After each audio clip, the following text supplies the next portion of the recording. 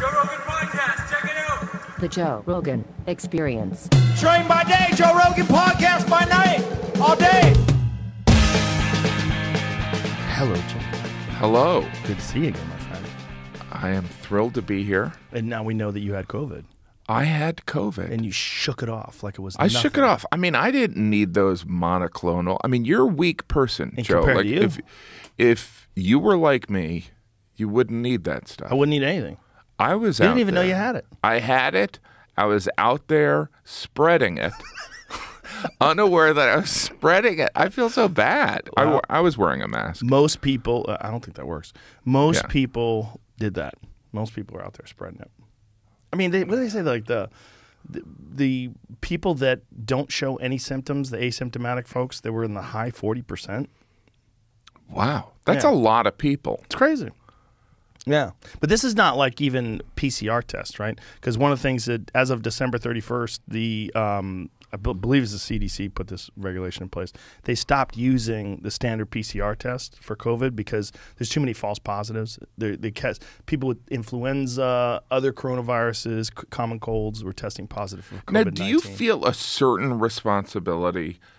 I have so many questions. I know it's the Joe okay. Rogan Experience, but this is Please. going to be me Come interviewing with the questions. you. Is Shut like, this off. do you feel a certain responsibility to? Because just even chatting before, the breadth of knowledge that you have on this, I mean, and it's shifting constantly, right? So like Omicron is like, for me, Omicron was kind of like a Dateline episode. They're like, here's what we know, but now we'll go to a commercial break. And like they just kept, we still don't know, but like you seem to know, and you obviously interview a lot of brilliant people like me that will give you some of this information. Yeah. But like, look, when I met you, you were, this was before news radio, and you had stand-up where you were like imitating tigers fucking.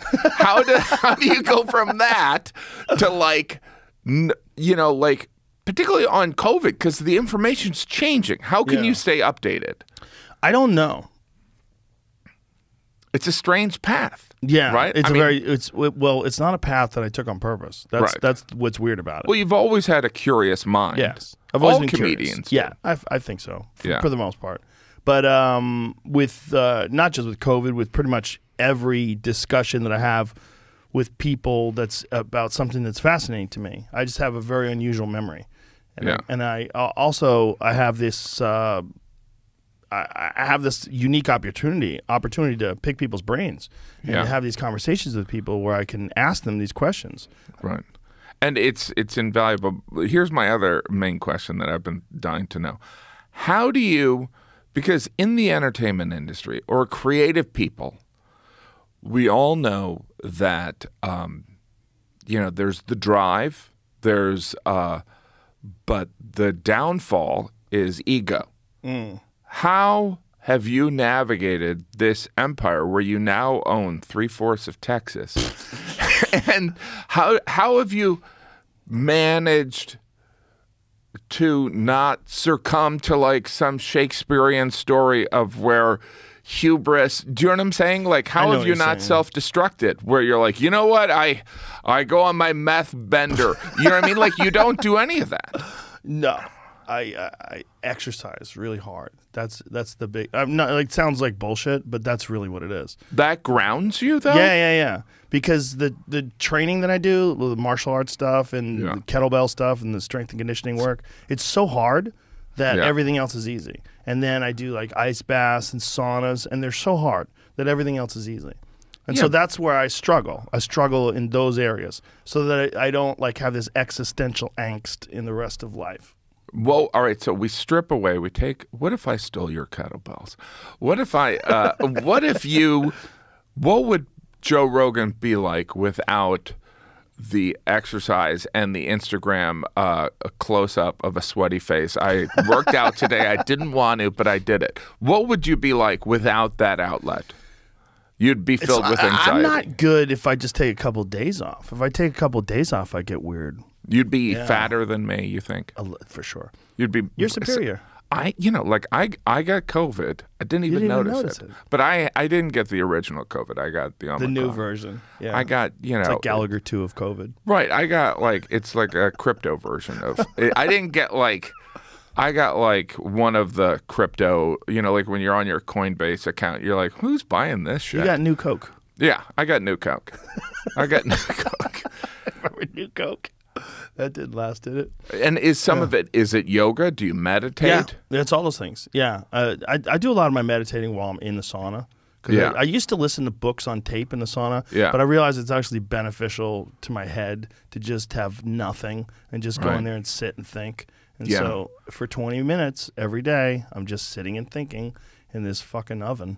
And when you go to bed in your chamber, Yes. right, in your tank, do you sleep in an oxygen tank? You no, don't. No, but I do use one sometimes. You do. I use a hyperbaric chamber sometimes. Is that what Yeah. LeBron does? Right. Oh, yeah. A lot of athletes do. It's really good. And so, but when you go to bed, you're not like me falling asleep with the TV on. There's no TV in your bedroom. No, I don't watch it. Well, there is one, but I don't use it. You don't. And Yeah. I've never even turned it on. what since is I've your been here. guilty pleasure? Food. You put mustard on your elk meat. What is your? Daddy likes to eat a lot of food. You do love those Yeah. cheat meals. When I see The Rock's cheat meal, it's like, what? So he is not eating any. He's not doing bread or sugar, and then he's just the amount of diarrhea he must have on those cheat days, right? It's gotta be I'm not cleaning that bowl. Have you ever met him? I have not. He's enormous. He's like a big guy. Superhero status. Like when you're around him, you can't believe that's a real person. Yeah, but is he happy? He's so big. He's very happy. He seems very happy. He's like a bazillionaire. He's very wealthy. But my point is, his body can take in all that food. There's plenty of room. There's plenty of When room. he's eating stacks of pancakes and giant cookies and ice cream And that, once he sells his liquor company, then he's going to be like, I never drank any of it. But what about it? Do you have your own liquor? No, I don't have my own liquor. But you... I drink, though. Yeah, but you haven't been approached to have your own tequila or vodka? I've been approached by some companies to do stuff. I mean, I may in the future. What I really like is whiskey, though. I'm a whiskey person. What about bourbon? Bourbon. Bourbon whiskey. Yeah. Bourbon is just the Kentucky form of it. Well, I like bourbon. I think bourbon is actually an American version of it, right? I like Scotch, too. But what I like is old stuff. That's the problem. Yeah. It's like if you want to make whiskey right, like Buffalo Trace, it's 8 years. Wow. It's got to sit in the barrel for 8 years. What's the most expensive whiskey that you've drank? You're like, I can't believe I had I drank some 21-year-old Scotch. It was pretty expensive. It was really good, though. Oh, yeah. I've had 21-year-old Scotch. Do you want some? Amazing. We have some 18-year-olds here. I get nervous. Do you want a sip? You want a sip? Sure, I'll have some. Is it 21 years old? I think it's, what do we got here, 12 or 18 or something? Hold on, I'll find out. What Joe does is he gets his guests a little bit buzzed, and then before you know it... Before you know it, you're talking shit. Yeah. This is Glenn. These are not sponsors. Glenlivet. This is 18 years old, and this is Macallan. This is 18-year-old. Wow. I think Macallan for you, Gaffigan. It seems like it goes with your heritage. My heritage. I don't know. Do you drink? I drink occasionally. Occasionally? Well, this is an occasion, my friend. I mean, it's been 25 years since I did, but... Cheers. Cheers. Good to see you, brother. Like that's smooth. Now I got to start over. This is why I like this. I know now, one day sober. No, but so that's, you work out in the morning. Yes. And you'll... How many days a week will you drink alcohol?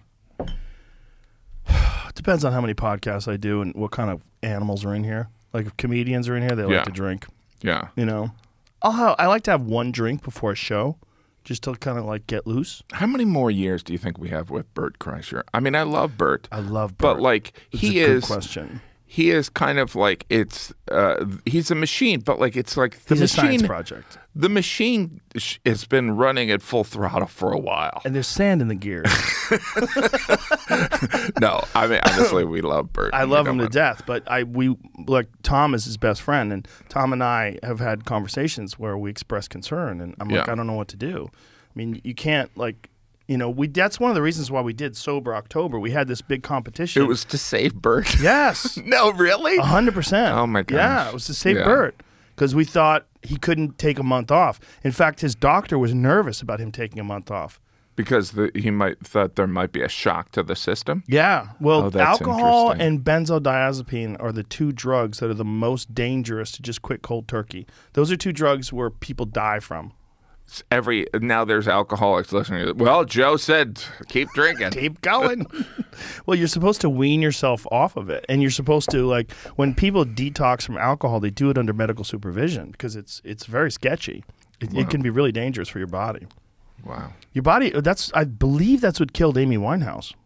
Really? Yeah, I'm pretty sure. I'm pretty sure she went cold turkey off of alcohol. See if that's true.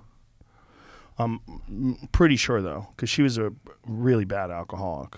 Brilliant. I thought it was singer, other stuff. It was alcohol and other stuff? I think it was the alcohol that killed her, if I remember correctly. I might be wrong. We'll find out shortly. It feels like with generations.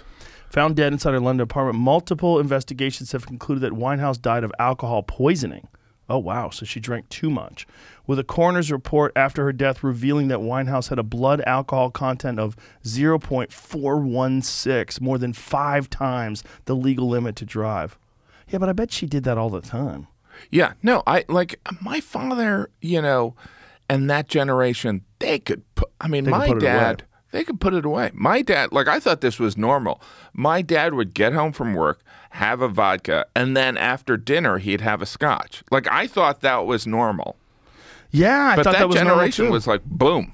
Yeah, they died quick. My first job in advertising, I was sent every Friday to a liquor store to buy bottles of booze for different VPs. Oh, yeah. Well, if you work in an office in a high-stress job, alcohol is almost mandatory for those people, just to unwind, throw a couple ice cubes, and think, Jesus fucking Christ, what are we doing? Yeah. Whoa. At the end of the day, these guys just want to do something to take the fucking edge off. People put in their time. They put in their time. If you're a person who's in one of them high-stress jobs where you're working 12 hours a day, every fucking day, and then you're bringing a lot of it home with you, right? My God. What a lot of people do. Think about how easy our fucking job is. Oh my gosh! In comparison to a real job, it's an hour. Oh my Jesus! Yeah, it's so much easier. I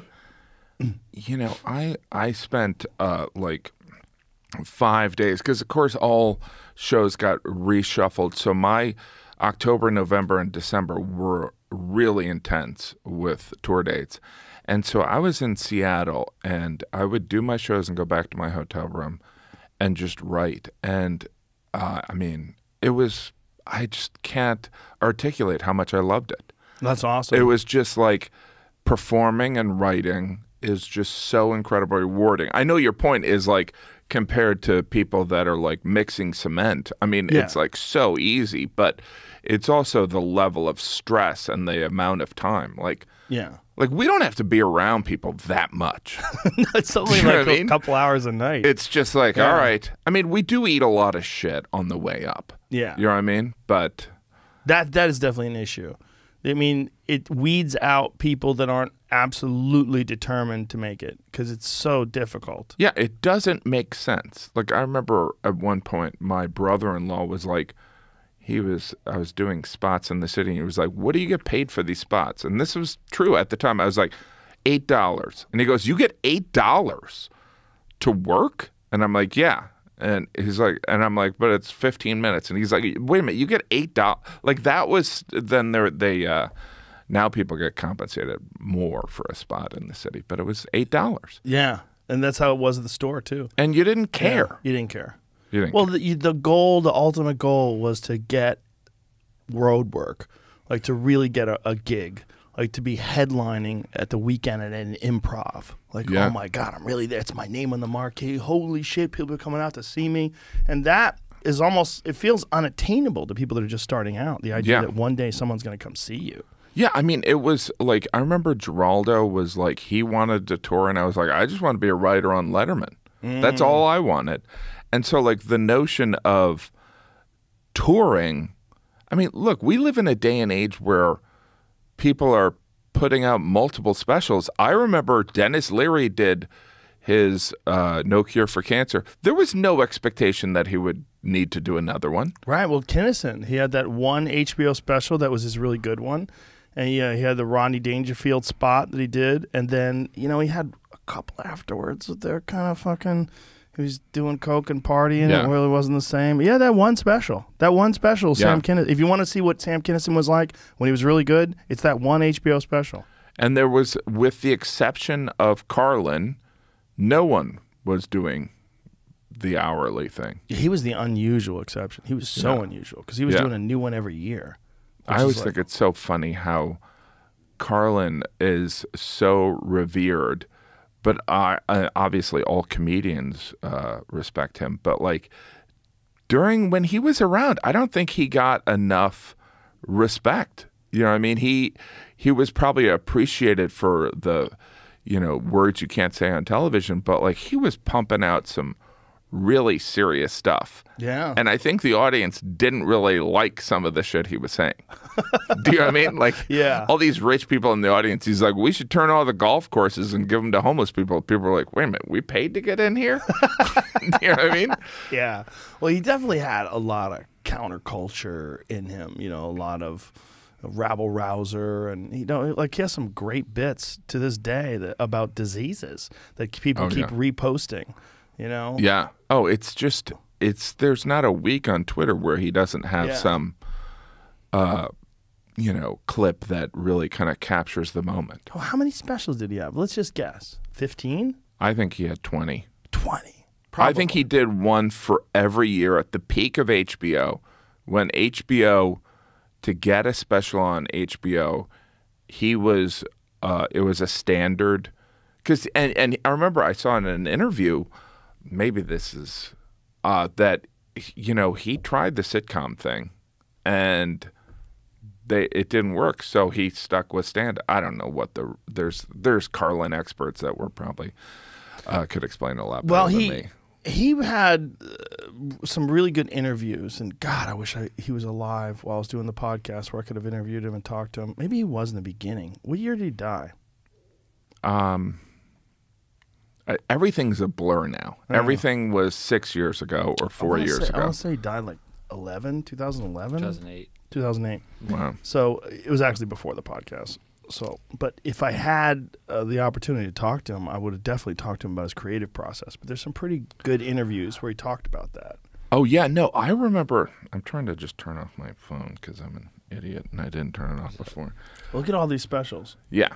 That's unbelievable. So he had some gaps, right? Like, look at that. 63 and then 67 and then 72 and then another one in 72. God, he had 2 in 72 and then 1 in 73, 1 in 74, 75, 77, 81, 84. So what is the total number? So for this discography for Maine, I guess, whatever Maine means, is 20, including that 2016 one. So the 2016 one, I kind of like it when a lot of people die, was supposed to be out on 2001 around September 11th.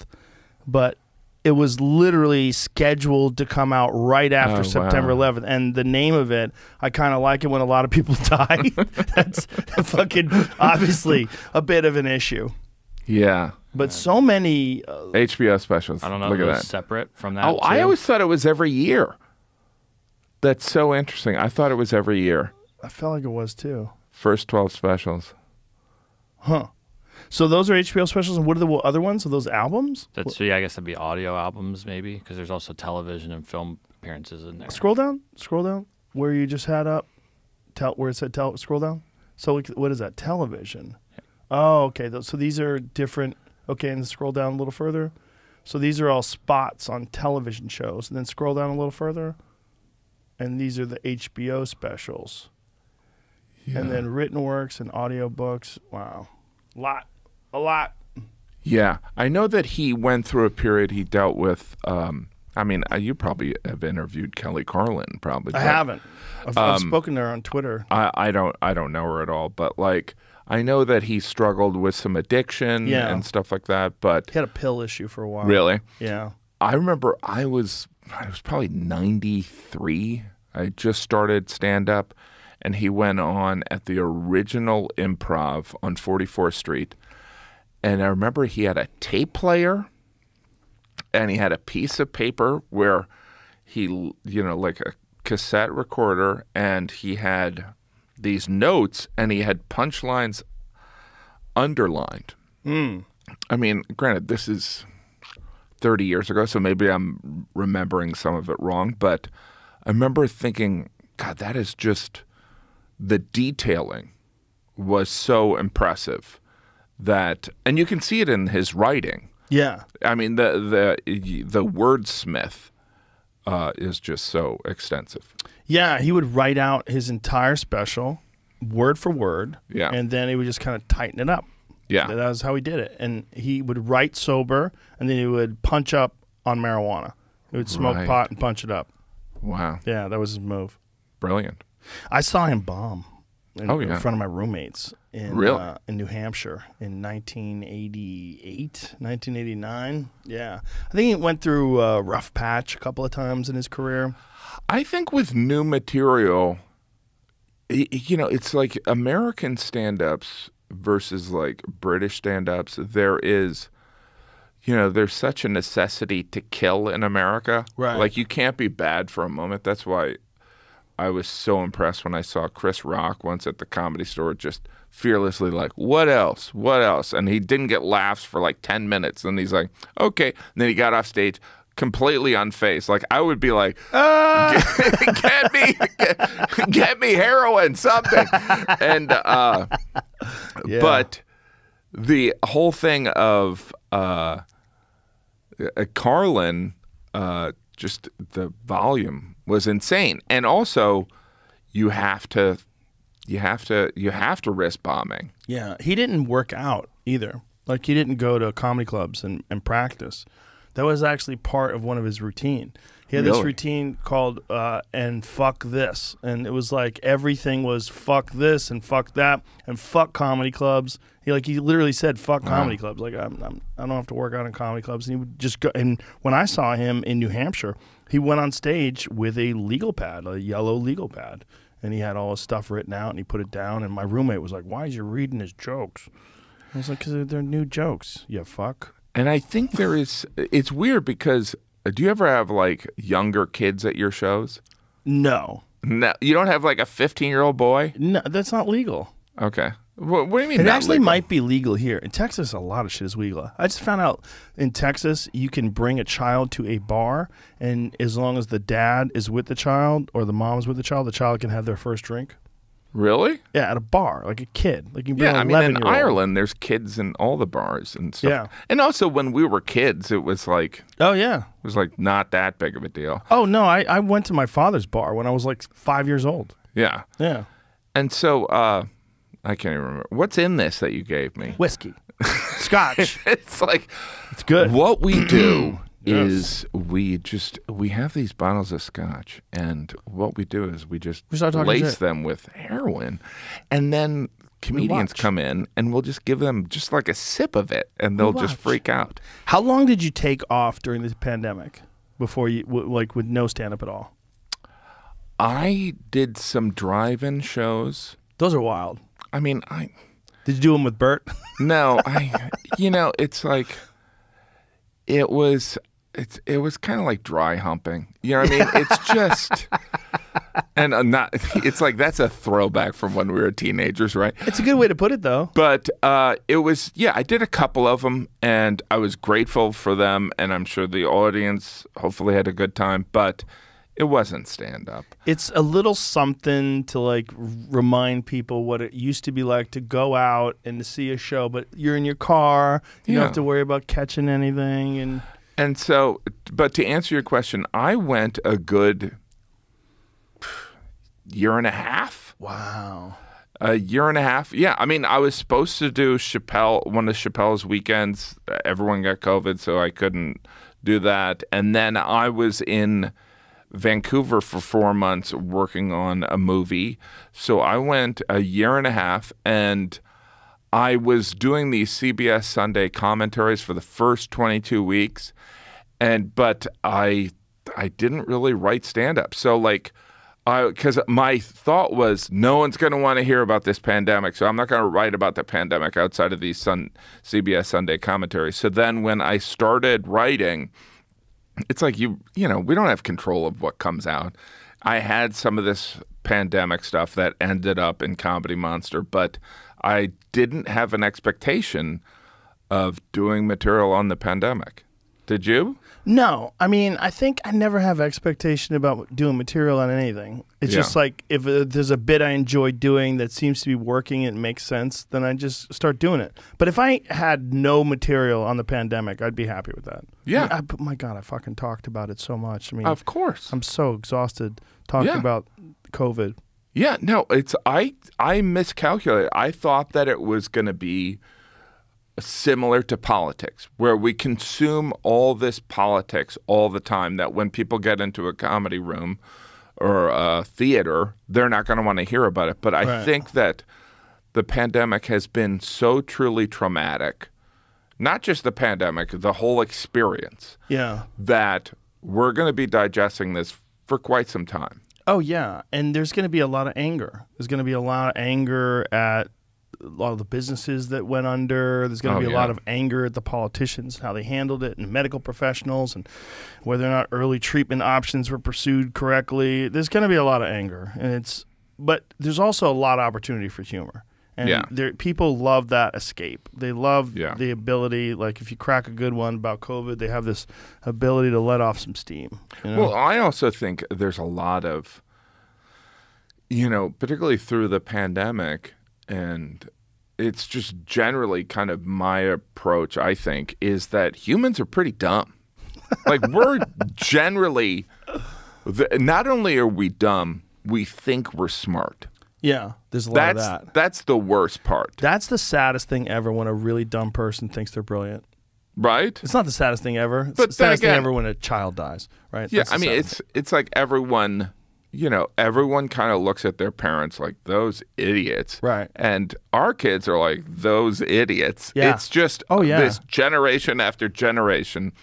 Like when they were putting leeches on people, the medical community was like, we did it. We figured it out. We put these bloodsuckers on people, and we got it. Anyway, let's have some drinks. Well, they would bleed you out, too. They would not just use leeches. They would cut you and leak your blood into a bucket to try to remove toxins from your system. It's so weird, like the shock therapy stuff, how like that disappears in our lifetime, where they were like, can you believe they did shock therapies? And now you'll read an article, they're like, these things, shock therapy might work. It might. Humans are so stupid. Well, it might not work on everybody, but it might work on some people. Do you remember there was when Ed Muskie? No, who was it? William McGovern. When William McGovern was running for president, his vice president. It turned out in the middle of the race against Nixon that he had undergone shock therapy. Yeah. And like everybody's like, oh, Jesus. They decided that he was a kook. And so his vice president pick fucked him. And he really had, because Hunter S. Thompson was on his side, and he was writing about him, and he had kind of gathered up some momentum. And it looked like he had a real shot to beat Nixon. And then once his vice presidential candidate guy turned out to be a kook. It's the timing of everything. Yep. Right? It's timing of everything. Yeah. Timing is the big issue. Well, especially when there's something. That's why it's so crazy about presidential candidates. We were talking about elections overseas, about in other countries they do it a very quick election. There's not as much money in it. It's only a 6-week thing where everything's run. Our elections essentially run for 2 years. It's like from 2022 on, there'll be a 2-year process of people posturing and moving their pieces into play. And saying they're not running. Yeah. But, hey, I can't say officially. I can't say officially, but if I was going to run, I would attack this administration on their terrible treatment of blah, blah, blah, and this and that, and the border crisis. And what have they done to the infrastructure? Yeah. And no one fixes shit. That's what's crazy. Think about all the things Biden promised before he got into office. And there's people that are actually shocked that he didn't do everything he said he was going to do. People are like, I can't believe this, and I voted for him. How many fucking times does Lucy have to pull the ball from Charlie Brown before Charlie Brown realizes? Well, this I is would bullshit? still take Biden's corpse over Trump. Well, it's not really Biden, right? It's the cabinet. It's the people that are running the whole administration. That's what's going on now. It's not Biden. It's all the other folks that are moving things into place. But like, I mean, I still look at like, you know, along the same lines of what you just said. So like, Betsy DeVos, Yeah. Stephen Miller, you take all those people over. You know, even Mike Pence. You take him over. Say what you want about Kamala or whatever. Kamala. You know, it's like any of those people. And I know I'll probably get murdered by some Trumpy, but like it's like I don't think she's the best example. I think Kamala Harris has a storied history of incarcerating people and keeping people in jail past the time they were supposed to be released to use them as cheap labor for the state of California Mike to fight Pence wildfires. believed in like you could do therapy to get rid of gay. Wait a minute, you don't? What? But what did we do earlier? All that hugging and everything. I thought that's what that was about. That was we hugged out my love for you. That is a crazy thing to think you could pray gay It's so away. weird to feel your butt implants. Like, why would you get butt implants? I didn't like my flat butt. You know, I but like wanted a high art. but like that a- was cultural appropriation. No. No. There's some people from my culture that have that. It's just I'm lazy. How I don't long wanna do you think squats. we got? What do you think? I We got worry. 10 years? Yeah, You think we I got worry 10 we years? have about 10 years, and I think the decline between what happens now. I'm too old to learn Chinese. I Right, can't. I'm not that's going to the learn problem. We Mandarin. might My have kids to. are. My sons are learning Mandarin. Thankfully, there's apps. Yeah. Yeah. Like they have a thing with Google. They have these things. I think is it with the Galaxy Buds? One of the Android phones has the ability to translate in real time with sound. So like say if you said something in Chinese, Yeah. the phone would say it back to me in my ear in English. But that's where isn't that the basis of why so many wars have started is miscommunication. Oh, well, also being led by people that pretend they have your best interest at heart. Look, in the real world, if there was no government, why would anybody fight with the Chinese or the Serbians or the Russians? Like, we wouldn't. We'd have no problem with them. They're over there. We're over here. Huh, it's fine. The problem is when enormous groups of people are led by a small, tight-knit group of individuals who are influenced almost entirely by money. And so And you that's think what it's all starts money? war. 100%. You think, money and natural let me ask resources. you this. Do you think that the entertainment industry is about money? Yes. I disagree. What's it about? Love? Joy? No. It's about ego.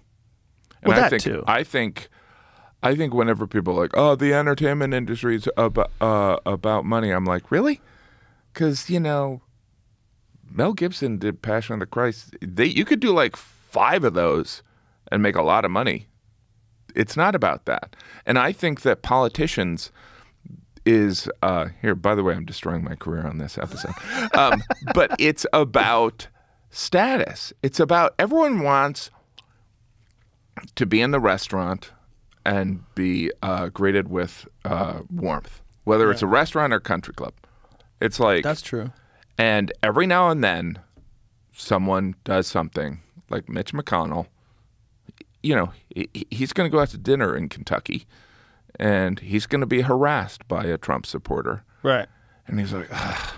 He doesn't- gets harassed by Democrats. Yeah, no, well, he gets, but the thing is like all these people want to be respected at their country club.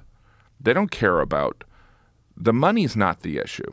You don't think that the money is the primary motivating factor for them making movies? I don't think so. I think it's why, you know, it's like they want awards, they want accolades, they want respect of their, by the way, comedian to comedian, I don't even have to ask you this. Comedians care about the respect of their peers. That's a big factor. And that is way more important than money. Yeah, that's an enormous That's way more factor. important than a credit. Well, here's the thing. Like, there are some people that do really well, and they don't have the respect of their peers, and they always seem to be living in hell. Yeah, or Right. they're chasing it. Yeah, they don't have friends. Like, there's a few people I know that are comics that are fairly successful that have zero comic friends, and that they are the most miserable, weird, fucking bitter, stingy people. They're just fucked because they're on the outside. I call them islands. I always refer to them like with other comics. Like, there's certain comics that are like an island. Like, they're not in a community like most of us are. I think there's something about the ambition. It's like if ambition takes over, if you care about ambition more than community, that's a problem. It's a problem. It's a big problem. Well, it's like there's not many of us, Jim. I mean, how many comics are there really, legitimately on Earth? Is there even 1,000? Are there even 1,000 working professional comedians that make a living and can headline clubs and theaters? I don't even think it's 1,000. I think it's really strange, and this is along the same lines, how people and the public perception is so off on this, is that what people don't realize is that comedians with completely different views on a lot of different things, stylistically, dramatically different, in the green room, they're all getting along. Yeah. Like, there is obviously some people that don't get along, and there's people that go astray, and they can become outcasts because they steal material or whatever. But I think this notion that comedians wish ill upon each other is so false. It's very false, And especially good ones. It's so weird because the reality is that comedians are these weird kind of misfits in a way that when another comedian does something, even if they don't like it, they're like on the same stage. It's weird. Yeah. Whereas I think in other aspects of the entertainment industry, it isn't the case. Like I presented, I don't want to brag, but I presented at the Country Music Awards. Ooh. No, and what was so interesting is I know very little about country music, but the sense of community there was sincere. Like, it was an award show, and they opened the show with these 10 stars, from Brandi Carlile to Dolly Parton to that's probably all the country music. No, but there wasn't the hierarchy. And what people don't realize, I think, with comedians is that, there's some hierarchy, but that disappears pretty quick. It disappears when someone kills. Yeah. If someone's a killer, like they immediately get brought into the fold. Yes. If you see someone and they do a 20-minute set and they fucking murder, you're like, God, you want to grab them, dude. That was fucking awesome. Yeah. Because we're happy that someone else made it through. There's again, we're talking about how many people there are. There are working professional comedians. How many headliners are there in the United States of America? Real headliners. Is there 500? I don't even think there's 500. But I even think like some of it is not necessarily even the headliners. It's like, oh yeah, there's different kind of there's different tools that people have. That's why it's so weird. And I love acting, but like when I work on a movie and you get a call sheet and there's like these, and some of it is for organizational purposes, but you literally see this hierarchy played out. Yes. And you're like, oh, wow, that's strange. And whenever I work on a movie, my manager's like, don't expect actors to be comedians because you work with a comedian for 3 days and the status is evened out. Right. Do you know what I mean? It doesn't matter if someone's headlining or someone's middling. And that's not the case in that's why I think people want awards, is because so when you go into this hierarchy, you're like, no, I can come in. I got this nomination. I had a conversation with this, a friend of mine was dating an actress, and she was talking to me about News Radio, the sitcom I was on. Yeah. And she asked me what number I was billed on in the credits. So what that means to everybody else at home, there's 8 people on the cast, and she wanted to know when they said my name, like when the opening credits. She was an actor, right? Oh yeah, 100%. And I was like, wow, that's fascinating. Like that's a interesting. She goes, oh, it just, my agent says it's very important to get high billing. Like where they list you, like news radio with Dave Foley, Andy Day, like all that. Like when do they say your name? Wow. But I almost feel for her because she didn't know that. No. She was kind of programmed. Well, she was young and she was trying to make it in the business. I mean, she wasn't malicious. She was just, this was a concern. Like one day she wanted to be on a sitcom or a show and she wanted to have a good billing. Yeah. Yeah. So she just wanted to ask me what it was like. Yeah. So weird. It's so weird. Yeah. It's so weird. That's, when you know that comedians get along? When we meet each other in the airport. When you meet someone in the airport, you're like, yeah. Where are you working? Where you been? You know? Yeah. That's the #1 time. Yeah. There are certain things that, there's, authenticity is a really important attribute. Huge. It's really, so when the concept, I mean, we were talking about Carlin, who essentially reinvented himself. You know what I mean?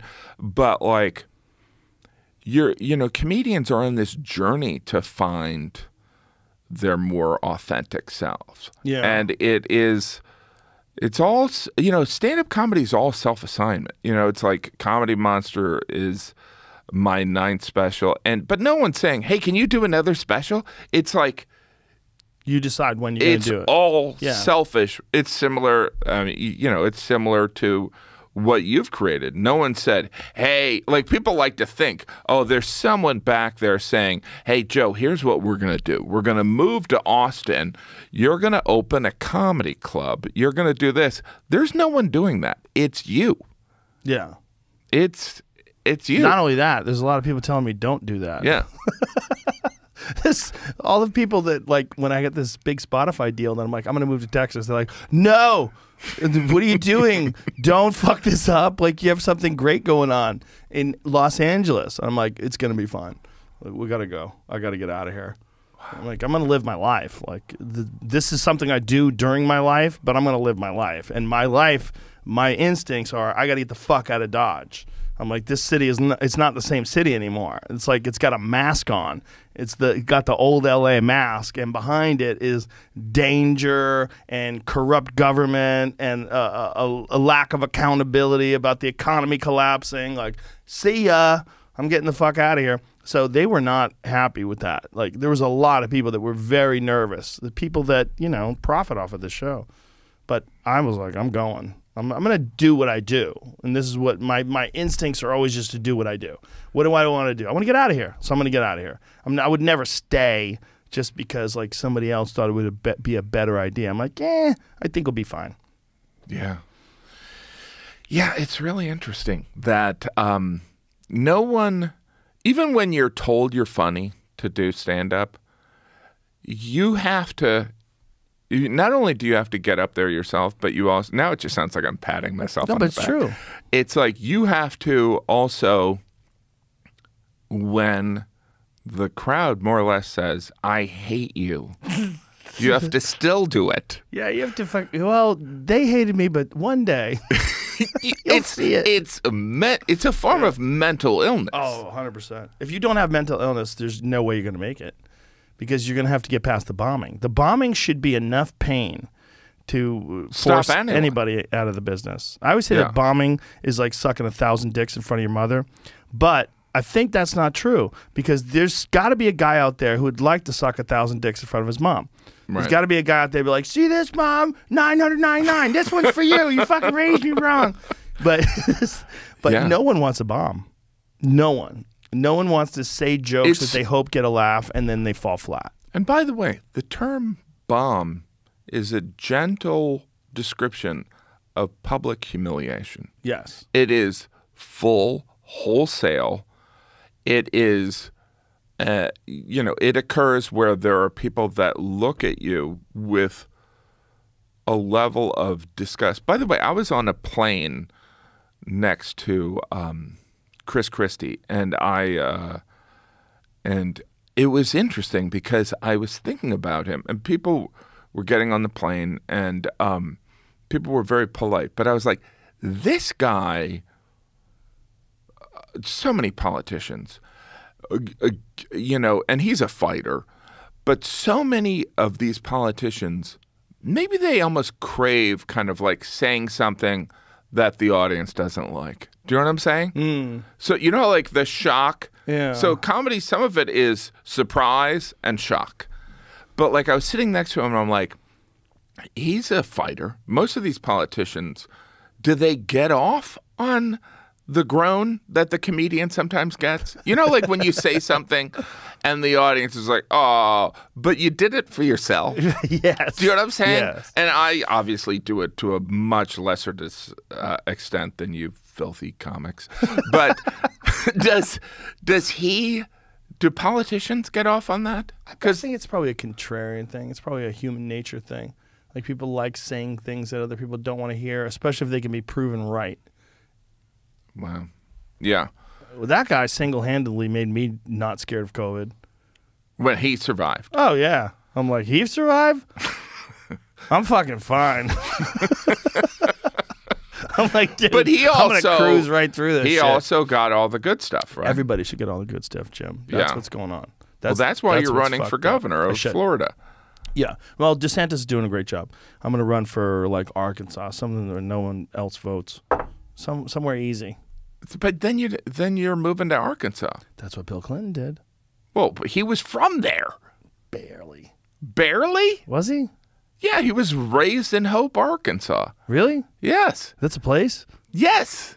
Who knows? No one lives there. The Everybody who lives there can't Huckleberry write. or They whatever. don't know. The Huckabee's also from there. Huckabee. Huckabee. Now, Huckabee, you think Huckabee? I think he wanted to be in the entertainment industry. Oh, yeah, That's what probably. I was getting at. What do you think I was going to say? Should be president. No, Wasn't he? He was on like Fox or something. Didn't he have a show for a while? Yeah, he had a show on Fox. Yeah. Did they cancel it? Well, he was a preacher also. Well, that's show business. Right? That's Kinnison, And Bill Hicks also, right? I don't think he was a preacher. No, but like I think that there was, he was raised in some of that Christian stuff, wasn't he? Yeah, he was definitely raised. I say that like I'm not Christian. Well, you're a Catholic, right? I'm a Catholic, which is, hardcore. That's part of the Christian faith. Oh yeah. What were you raised? Catholic. Joe? Yeah. You were raised Catholic, Yeah. and now you're going to hell. No. I'm going to the dimension of elves. So, are you agnostic? Yeah, I would say that, but it all comes with too much baggage. I don't like the term atheist. It's like, to me, being an atheist is, I know it means without a God. You don't believe in, you're not a theist, right? But I think it's very arrogant to pretend we have any idea what happens when we die. Yeah. Do I believe that there was a man who walked on water and died and came back to life? And no, but I That's think very that anti-Semitic. most of what I'm joking. most of what that is, if you understand human language and you understand history, is you're dealing with stories that were thousands of years old before they were ever written down. And they're in a lot of different cultures, too. Yes. Well, Epic of Gilgamesh is like the oldest version of the Bible in terms of like the stories of Noah's Ark. It's got roots in there. There's a lot of like parallels. It makes you think, and I'm a firm believer that a lot of what that is documenting cataclysmic disasters that happen to the human race, and those have been substantiated by archaeologists and by people that are geologists that study core samples. And there's been some epic moments where most people were wiped out and they survived. And a lot of these stories, I think, are the basis of a lot of the roots of these stories that are in the Bible and the Torah and a lot of ancient religions. But as the idea of like, is there a God? There very well could be something, very well, and I'm Why? not. You should have him as a guest on your show. I would love to. Right? Why do we assume it's a he? Yeah, I don't think it has a gender, right? Right. It's probably something. It's probably something that is the energy that creates the entire universe itself. There's probably a thing, whatever that thing is. And I think to try to label it and try to box it in with our pathetic language is pretty silly. Right. Our understanding. Yeah. It's very interesting because obviously I'm not in a 12-step program, but that is a faith-based thing. Yes. And I do think that the notion for me personally that there is something that is I'm not in control is really important. So that possibly there is a notion of something that can forgive me, or that I should not be caught up in this twist of self-hatred is really important to me. And so that is how you balance your ego. And you feel like that helps you? Yeah, I mean, that all being said is that all these things I'm saying, I will forget in a day. And do you know what I mean? It's like, yes. I in the end, I'm a dumb guy. I mean, we're all dumb guys, right?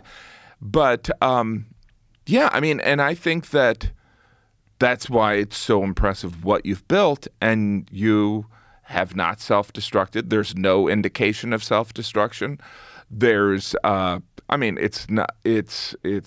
you're not the first person. I mean, The Rock has built an incredible thing. I want to see you fight The Rock. I'm not fighting that guy. I want you to fight him. He's like or 100 pounds larger. Can you kiss him? Can you? I'll kiss him before I'd fight him.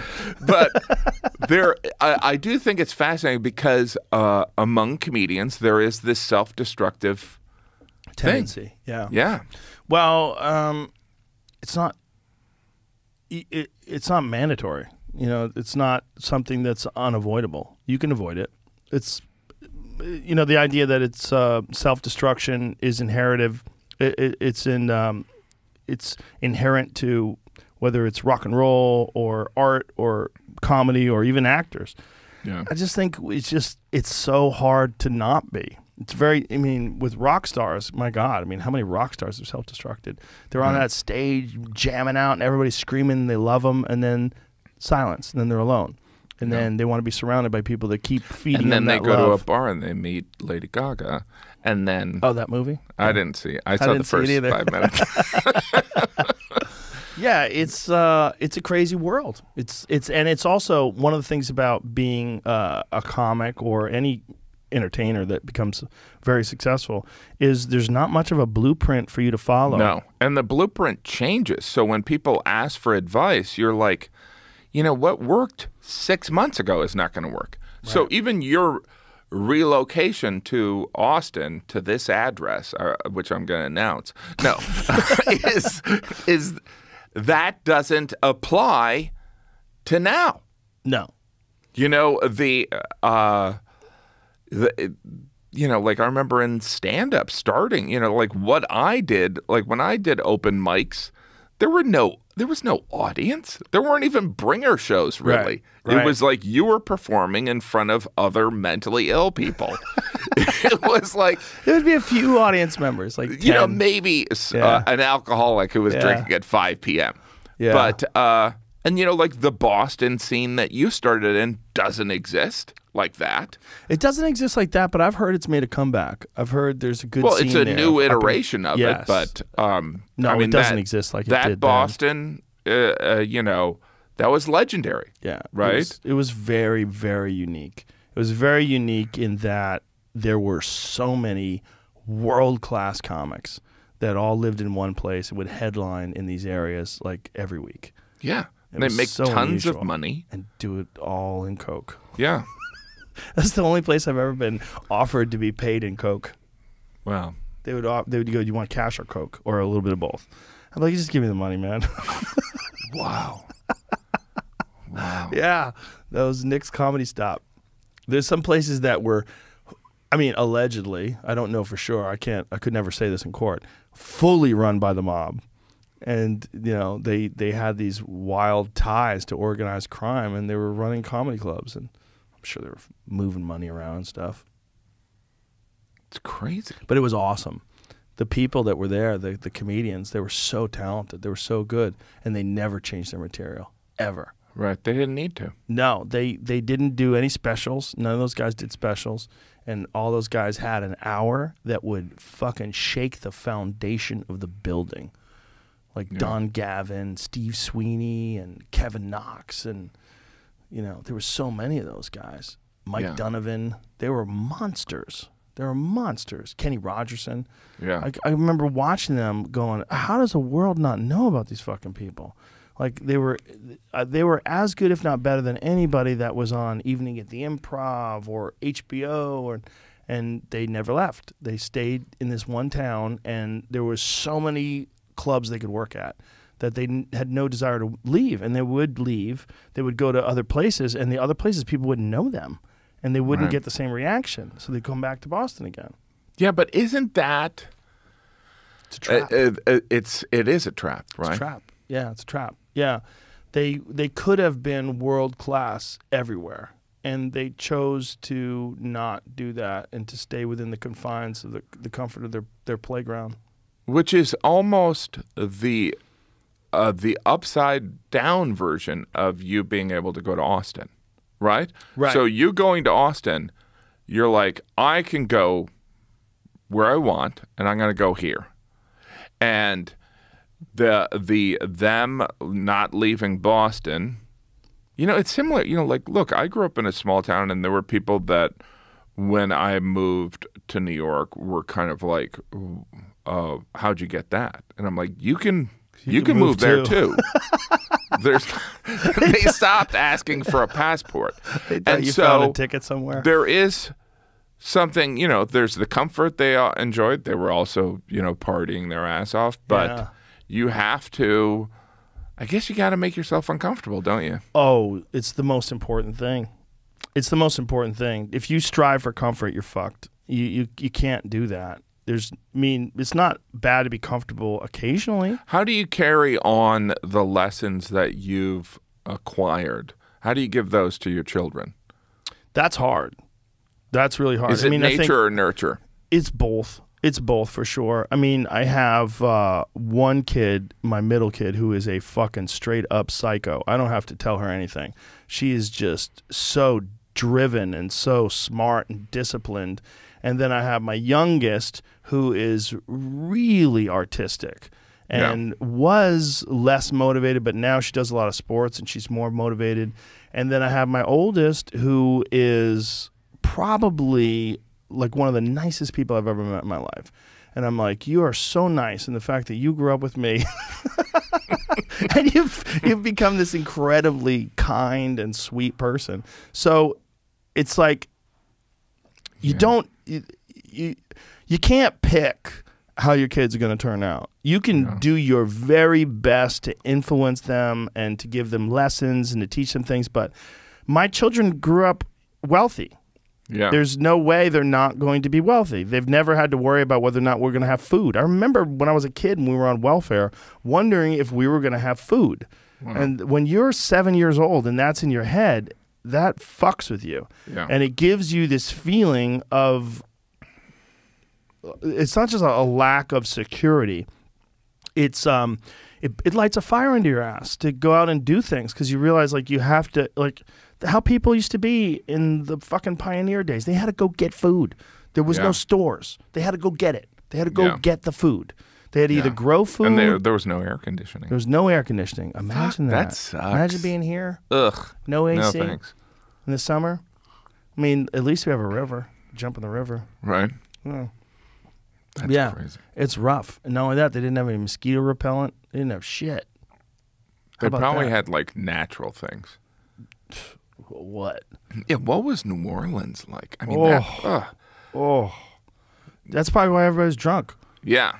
I think you have to get drunk, right? The fucking diseases. There was a malaria outbreak in America. Do you know that? Yeah. We've had malaria outbreaks in America, and it's from standing water.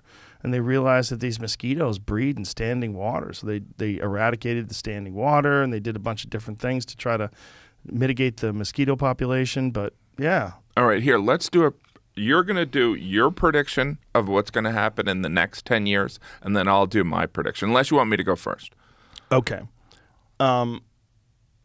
With the collapse of the narrative that people are going to be saved from COVID by vaccines, they're going to try to push them even further. and there's going to be a bunch of people buy into it because they're going to be afraid that if they don't buy into it, that they're going to be ostracized from the good group of people, and that only the bad group of people don't believe that this is the only way to go. The possible medical treatments for COVID, the early treatments that are important, that are being developed, and some of them that exist, will be adopted by some, and there'll be a divide between people that think you should have early treatment or people that think you should have like your 4th booster, which is what they're doing to Israel. Along the way, what I'm worried about most is that they do import some sort of a vaccine passport, which will evolve into a social credit system. The social Similar credit to what system. China has right exactly. now. That's what's terrifying about mandates. That's what's terrifying about the direction this country's going in, because they said we would never mandate vaccinations. They said that very early on. We would never do that. Now they're saying we're mandating vaccines. Now in California, you have to mandate a vaccine for children for them to go to school, which is fucking sketchy and really But there's scary. other vaccines that kids take. Yeah, but it's not a already. vaccine because you have to take it all the time. You have to take it every year, every couple times a year, 3 times a year, whatever it's going to be. Right. It's essentially a gene therapy. It's not like a smallpox vaccine or a measles vaccine. Is there you take any it once truth and it to goes the rumor away. that went with the different variants as we go through the Greek alphabet, that when we finish the Greek alphabet, the world dies? Is that true? It might be. But this is my fear. My fear is that the government, which is an entity, look, if you look at humans, right, when human beings have power over other human beings, whether they're a boss at an office that's unchecked, that wants to fuck all the secretaries and steal all the money, or whether it's a president, or whether it's a congressperson who gets to use insider trading tactics and accumulate hundreds of millions of dollars. That should be gone. It should be gone. But all that stuff is in play. Why? Because they've accumulated unchecked power, and they will continue to exert this unchecked power as often and as widely as possible. And my fear is that one of the tools that will allow them to do that is to institute some sort of a social credit system. And people will go along with it because they think that they're doing the right thing, that they're good people, and that good people want people to be vaccinated. And the best way to do that is to have an app. And the best way to ensure that people do the best to protect those around them is to sign up for this social credit system. And they're already buttering people up to it. There was an article in Yahoo about how you're going to be able to have access to more credit if you agree to this social system. If you agree to allowing them, the premise initially was allowing them to look at your browser history. If you allow access to your browser history, I'll show you the article. Find the Really? article. Yeah. It's adorable. If you allow access to your browser, You can get more history- credit, Jim. Maybe you want that nice house. Maybe there's a house you like, and then there's a house you can afford. Maybe you can afford the house you like. Just let it's us in so your interesting. computer. It's kind of like free Wi-Fi if you give us your birthday. Exactly. So it's letting you slowly get integrated into this system, and the benefits that you get from it will allow you to take this chance, and then they're going to have their hooks in. And this is the thing that most social psychologists that are studying this shit are terrified of. Credit scores may soon be based on your web history. Is that a good thing? It's a good thing. Experts predict in the not-too-distant future, your internet habits could affect your credit score and help lenders determine what they offer you. We will let you in on what we know so far about how your online activity could be used to determine how much credit you can get and what interest rate. This is the beginning of this shit. Once they develop a social credit system and say, Jim, you've been paying your taxes late. You're not going to be able to go to the movies on Friday. Like that kind of shit. Oh, it's like China. You can't get on that train. Exactly. That kind of shit is how they divide society. And that is 100% on the table for the United States of America if we don't watch. If we don't pay attention, and if we allow these politicians to have this unchecked use of power, it absolutely could be our future, and it will be dystopian at best. If that's what happens, if they have that kind of unchecked power. You think that is this more likely to occur among the Democrats or the Republicans, or in either? I think it's probably either. I think Yeah. our idea of what people are capable of is based entirely on the allegiance we have to our tribe and whether or not we, think we're the good guys or the bad guys. I think if you look at the way the far left behaves with Antifa lighting fucking buildings on fire and throwing rocks at cops and all that crazy shit, they're doing just as crazy. Their behavior is just as crazy as people that are on the far right. Do you feel like you don't feel like the it's just like, so you think that Antifa is as big enough of a problem as the insurrectionists and stuff like that? It completely depends on where you live.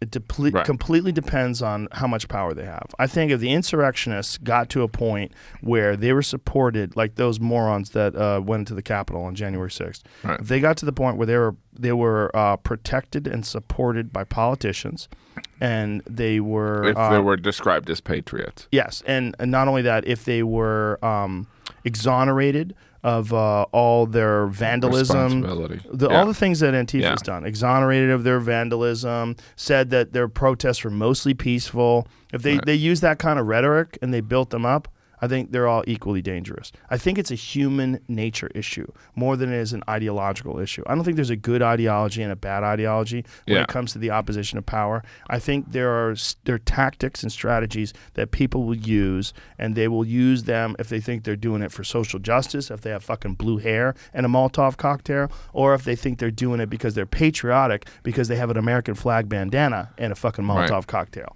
I think they're the same people. I think they're the same people, and if you got that guy with the fucking buffalo helmet on who sat in Nancy Pelosi's chair, if you got that dipshit and you moved into Portland and he grew up there and he thought that he was going to, take down the Capitol building and throw a fucking hand grenade at Ted Wheeler, who's the mayor of Portland, he would have done that. He would have done that. Instead of attack the Capitol, instead of being this QAnon dummy, he would have been an Antifa dummy. I don't think they're any different. I think they adopt this ideology, they fit in, they get meaning in that, they find themselves. It's their religion. Exactly. It's very tribal, and it's very much in line with human behavior characteristics that have existed from the beginning of time. And we know that these people are receiving tons of information on through social media and stuff like that. That is like a lot of these Trump supporters, they're sincere. Like these people that are Did you see Into the Storm? Yeah, I the think QAnon so. documentary on HBO? Yeah. Wild shit. That's why I'm surprised that your prediction and I, when you talk about like the social credit score, but like I look at it this way. And some of it is, I'm a comedian, all right? So I'm not, but, so 2 years, here we are in 22. It's going to be the Democrats are going to lose the House. They're going to lose the Senate. They're going to lose a lot of, they're going to impeach Biden on, some kind of Benghazi kind of thing. And it's this powder keg that's getting worse and worse. And then, the voting rights, people are going to be, I would think people would be like kind of pissed in these, these communities where there's, African Americans have one place to vote and it's 20 miles away, when I know that I can walk in and I don't even have to set aside a half an hour. I think people are going to be kind of pissed. I think there's going to be more violence. I think it's probably not going to be good. I think that, Is that a gigantic issue where so many African Americans live in a place where there's no place to vote in person?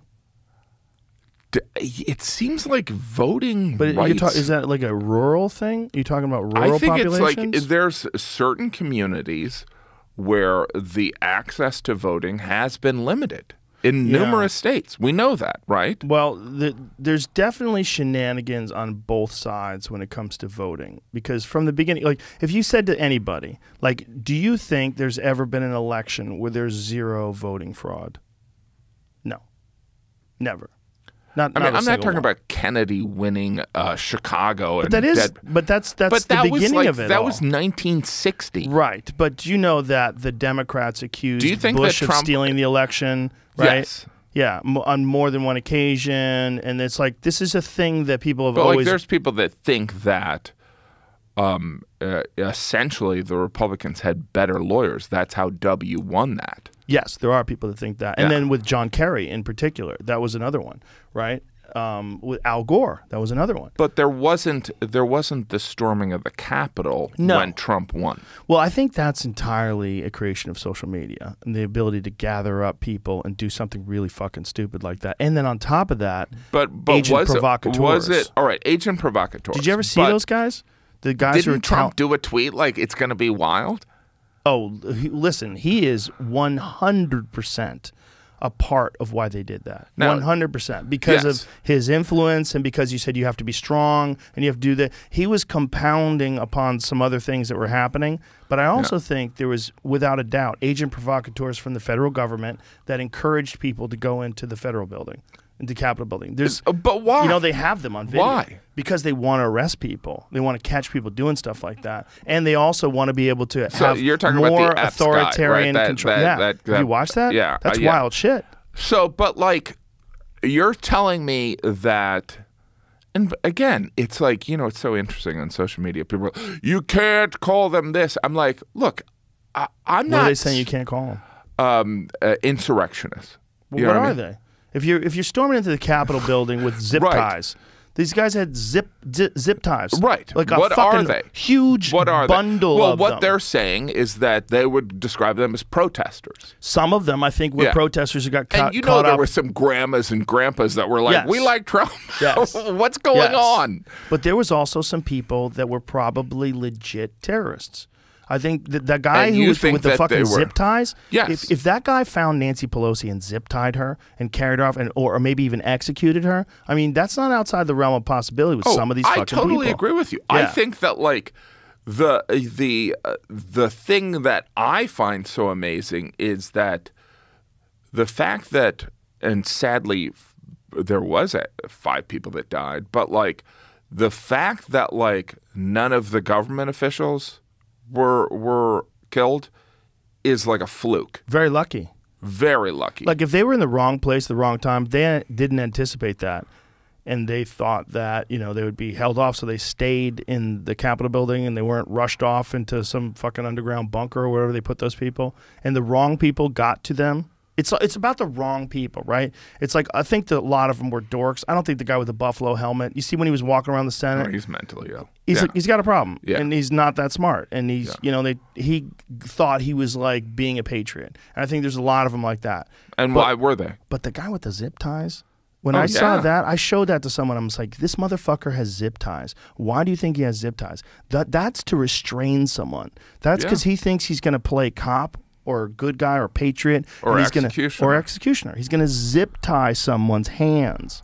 Yes. They were calling for Mike Pence. They were saying you're a fucking traitor and you were going to come for you. I can't begin to contemplate the mindset of Mike Pence over the past 5 years.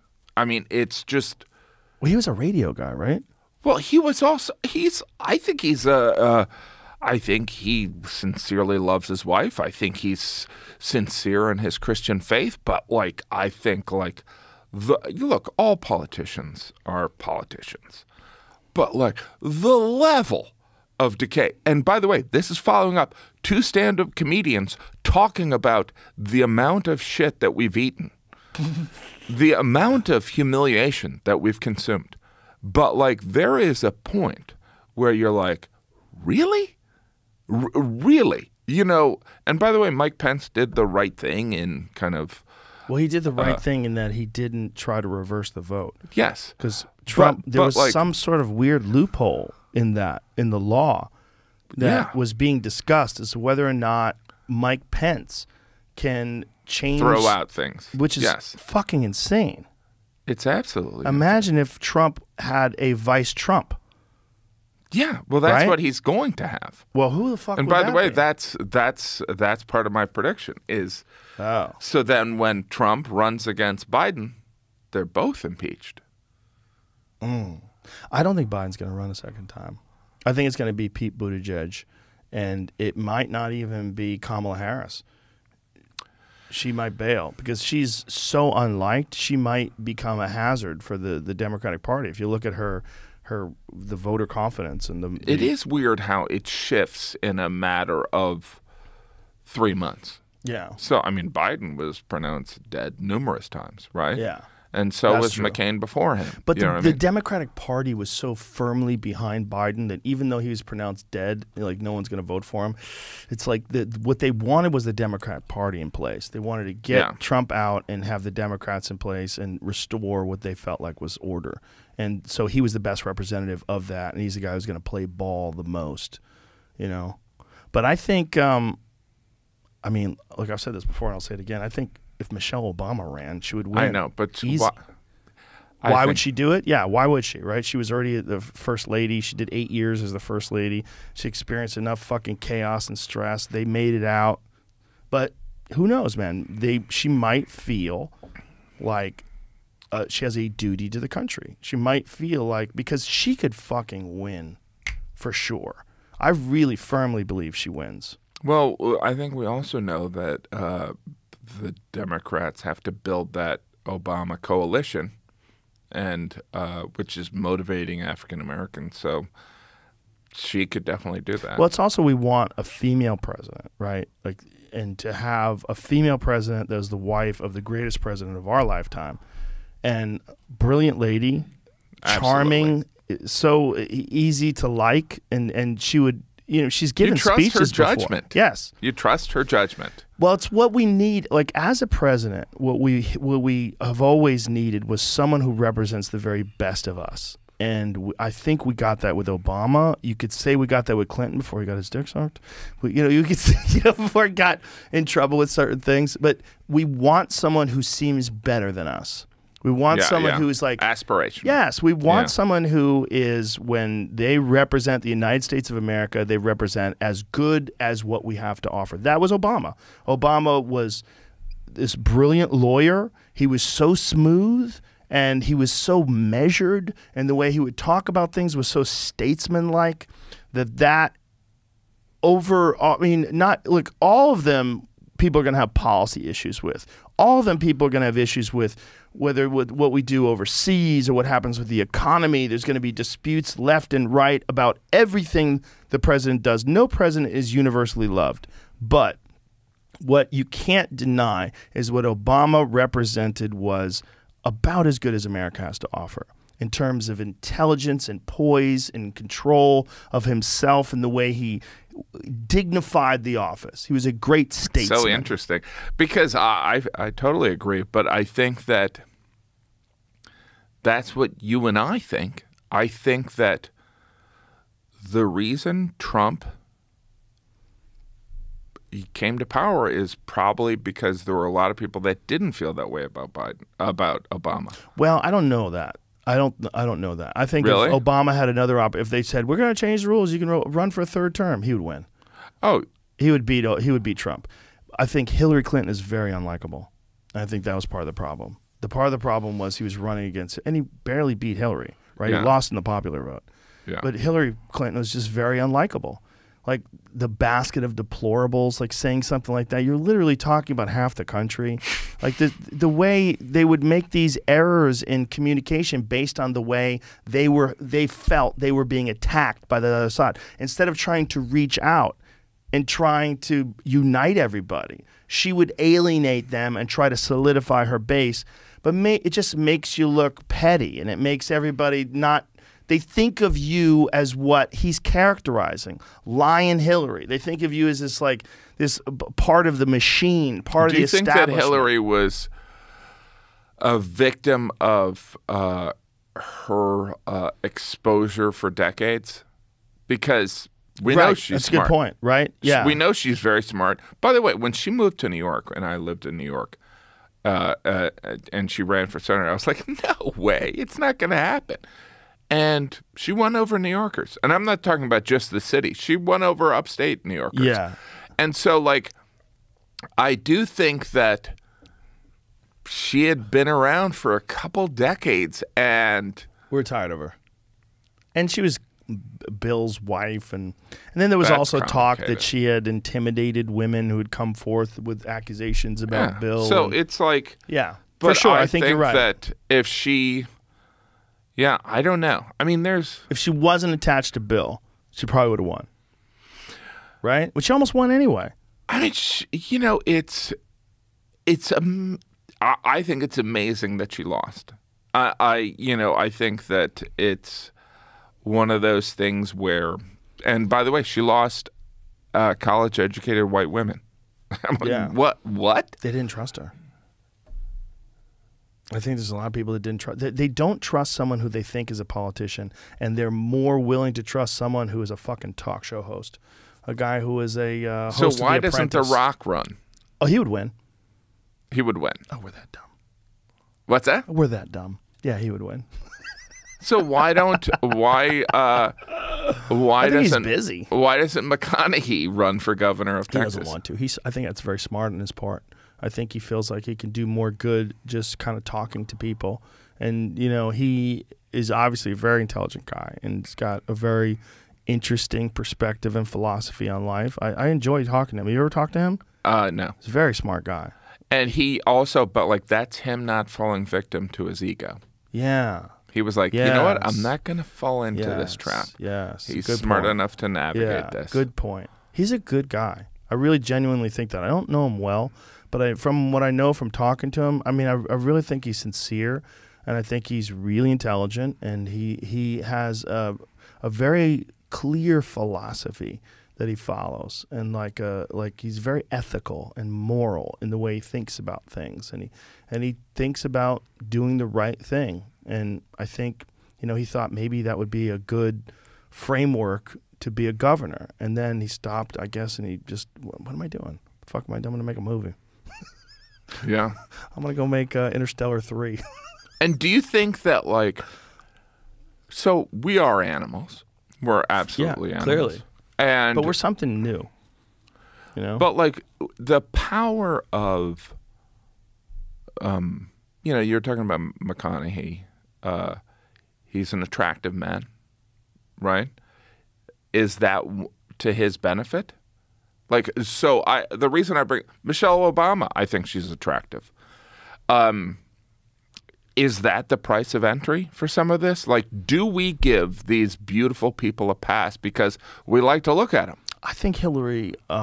Hillary's attractive. I mean, she was. I mean, she is. How much did you have No. to drink? What's Are you trying unattractive to about her? fuck Hillary Clinton? No. You had one drink. What's unattractive about Jesus Hillary Christ. Clinton? The body count. No, so I don't know. Kamala Harris is attractive. That probably helps. Physically, yeah. But when she laughs at everything that's not funny, it's like a shitty comic. It's They're so laughing funny. at their own It's jokes. I tried to do a joke, not about her,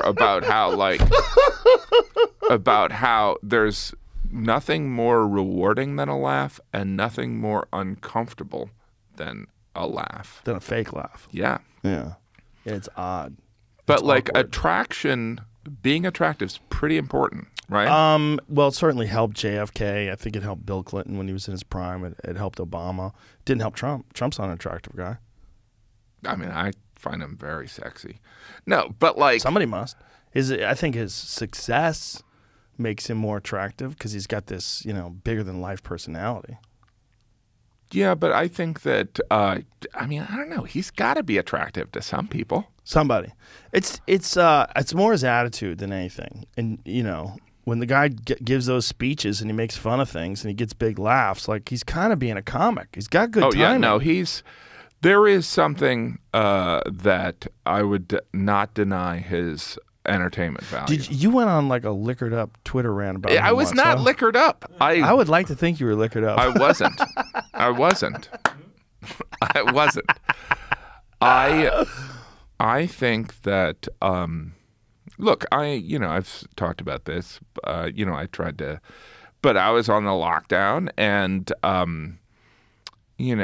was just witnessing the Republican convention. Look, all politicians lie. I know that. But, like, there was a certain amount of – I felt like it was – his lies were working. Like, there's part of me that's like the Trump thing, it's like even when Bill Clinton was talking, we all knew he was bullshitting. Right. But it's okay. You know, and he was like, hey, doing this, you know, doing that. It's like, we know. We know what's going on here. But with Trump, there's just this allegiance that I was sitting with my 5 kids and not sitting next to them, but I was like, you know what? This is not going to go well. And I want them to know where I stand on these things. Yeah.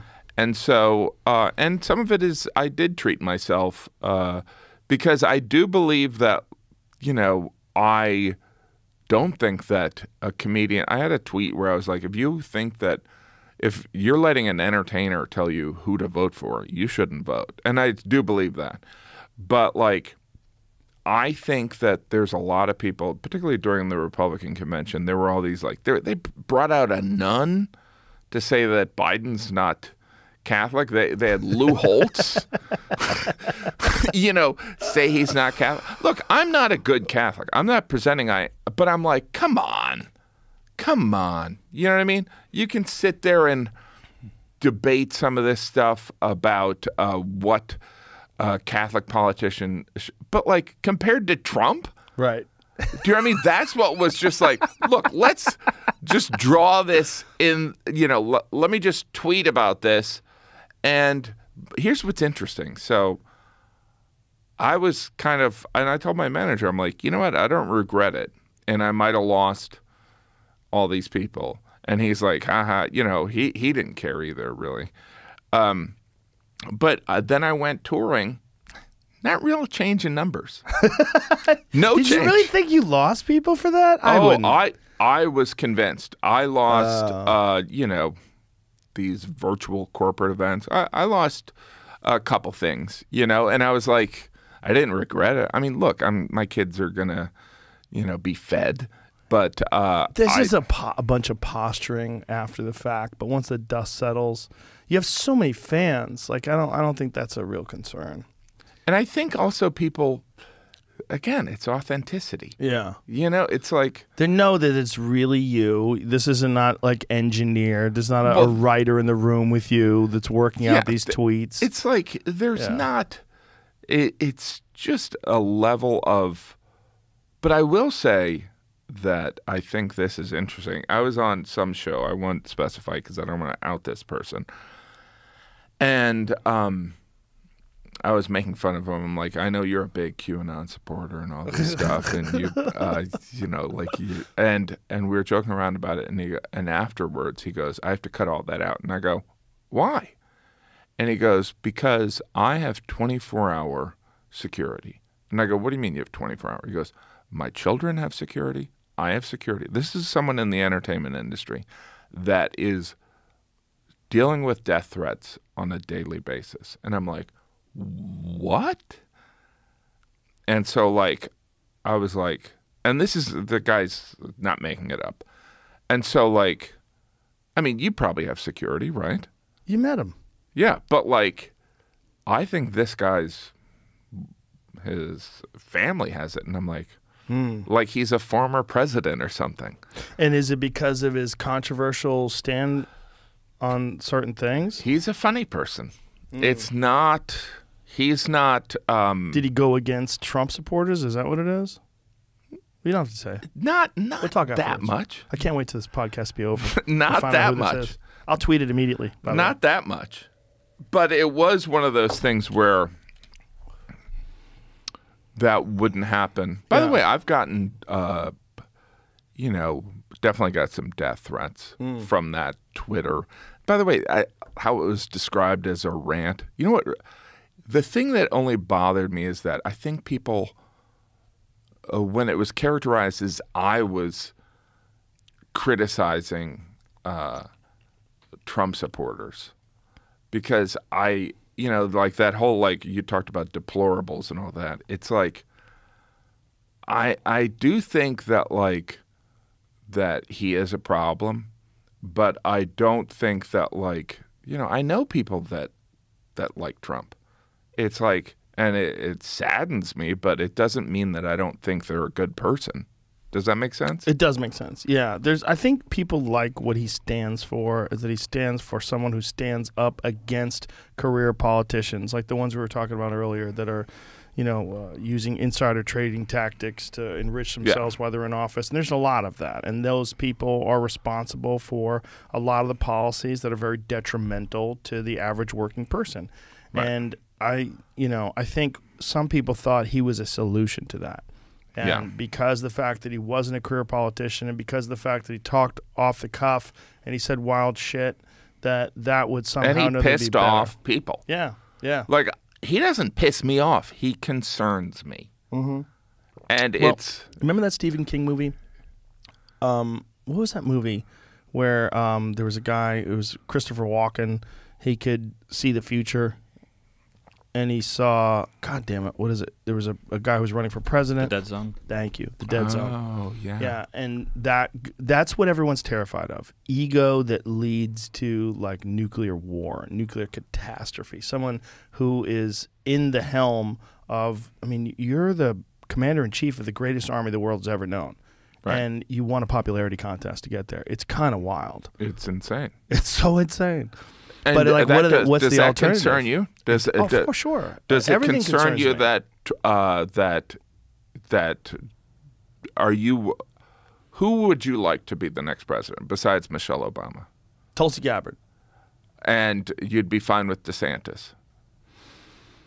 I think what he has done to allow people to continue their lives while trying to protect the elderly in Florida, although controversial and although easily criticized, I think it's admirable because it's a difficult path.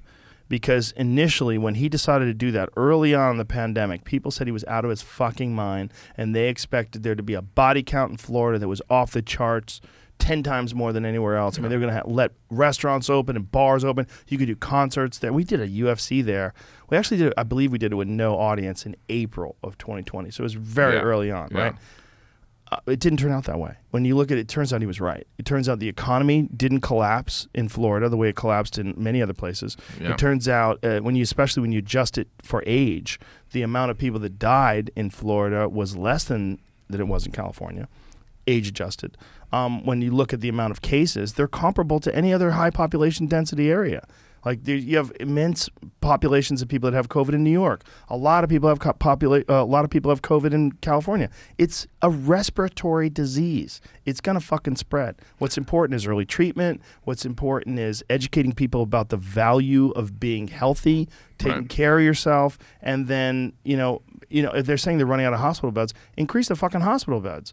Like that's what people should have concentrated on. Make more access to medicine and health, and don't fire healthcare workers because they don't want to get vaccinated when they've already had COVID and beaten it and they have the antibodies. Well, this is crazy. That's why you have to watch my specials because, like, first of all, it's great. No, but sure it's great. That I kind of touch on, like, they didn't, and comorbidities has many different things, but they really didn't want to say all you fat asses are going to die. They couldn't, and I talk about it, they didn't have, they didn't want Sanjay Gupta to be like, well, Anderson, all the fat asses are going to die. Right. But because we're kind of in this, obviously comorbidities means. Meanwhile, you had COVID and you didn't even know it. I know. Amazing. Because I'm so strong. A lot of this fat is muscle. I lost all this weight during the lockdown. And then I, gained it back in maybe a half an hour. How much weight did you lose in the lockdown? I lost probably 25 pounds. I did, because I texted with you and you're like, cut out bread, cut out sugar. And I did. And Was it hard to do? It wasn't that bad. It wasn't that bad. Now I'm kind of like trying to make up for it, I guess. No, but I definitely felt a lot better. It's like you cut out sugar and you cut out bread, and it's like your knees bend. Yes, it's inflammation. Yeah. That's the thing. Like, one of the things that happens to me when if I'll go on a bender and I'll eat like a lot of pasta, which is my thing, that's where I gorge. Oh my God, pasta is so good. So good. And I'll eat like multiple servings. Yeah. Like if it's for 3 or 4 people, I'll eat all that. Oh yeah. There's a restaurant in Philadelphia I need you to go to. Ooh, what is it? It's on my Instagram. It's Mark Vettri's. He has Furalina. It is, if you're a pasta guy, I'm not kidding. It's my kryptonite. It is. It'll change your life. I'm sure. It'll change your life. That's my kryptonite. I mean, But then the next day you won't be able to walk. Yeah, that's the thing. My knees hurt the next day. When I eat a lot of pasta, like my fucking knees will hurt. My lower back will hurt. And it's inflammation. I talked to my doctor about it. He goes, that is inflammation causing food. And that's what that means. It's like literally causes inflammation in your joints, inflammation in your body. And it's the source of a lot of diseases and a lot of the illnesses that people have. It's because of inflammation. Did previous generations deal with this inflammation too? No. First of all, processed sugar really has not been a thing in the human race until the beginning of the 19th century, I think. When was it when they started eating sugary candies and stuff? Oh, yeah. No, I remember that was a big thing with the British. They brought sugar back and everyone's teeth fell out. Yeah. And then the wheat that we have has more complex glutens in it. They've manipulated the wheat for higher yield per acre. So you're getting this like dense wheat that you're eating glue. You're basically eating like, remember when you used to make paste when you were a kid? Yeah. You're like shoveling that in your face. I mean, it's a lot of people delicious, eat glue. amazing paste. Yeah, but that's what you're eating. You're eating like a fucking wad of dough. And it sits in the bottom of your stomach when it mixes with wine and How does Tom Papa make all that bread and still be kind of thin? Well, here's an interesting thing. Tom Papa's bread is made with a starter, and it is a sourdough starter. And sourdough bread in general has less gluten than regular bread. Really? Yeah, because that is like the best bread you can have. It's organic. He makes it himself. You know the source. He like literally has this old starter. I think it's from like the 1930s. The actual yeast starter. And I don't exactly understand how he does it. He's explained it to me. I forgot. Yeah. But you've had his bread. I haven't had his bread. Well, I live in New York. Oh my God. He should freeze some and send it to you. It's fucking sensational. Really? Yeah. When you come to LA, you must go and have his bread. I have with fantasies butter, about bread. With grass-fed, grass-finished butter, which is like a dark yellow, like a yellowy looks butter. like urine. Oh my God. You spread that all over that bread and just it's such good bread. Tom Papa and I have an exchange. Yeah. I give him a little meat. He gives me some bread. We're good to go.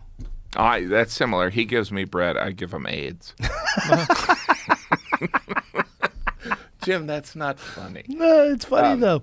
It's funny now. Okay, here it is. In 510 BC, the Emperor Darius of Persia invaded India, where he found that's Darius Rucker, who was in Hootie the Blowfish. Nice guy, by the way. The reed which gives honey without bees. The secret of cane sugar was kept a closely guarded secret, whilst the finished product was exported. Interesting. So that's when they first figured out sugar cane? Yeah, and then all the way back then took till 1747, it says, until sugar beet was a new source of sugar, and like that's when Britain. Okay, and then Britain blockaded sugar imports to continental Europe. By 1880, sugar beet had replaced sugar cane as the main source of sugar in continental Europe.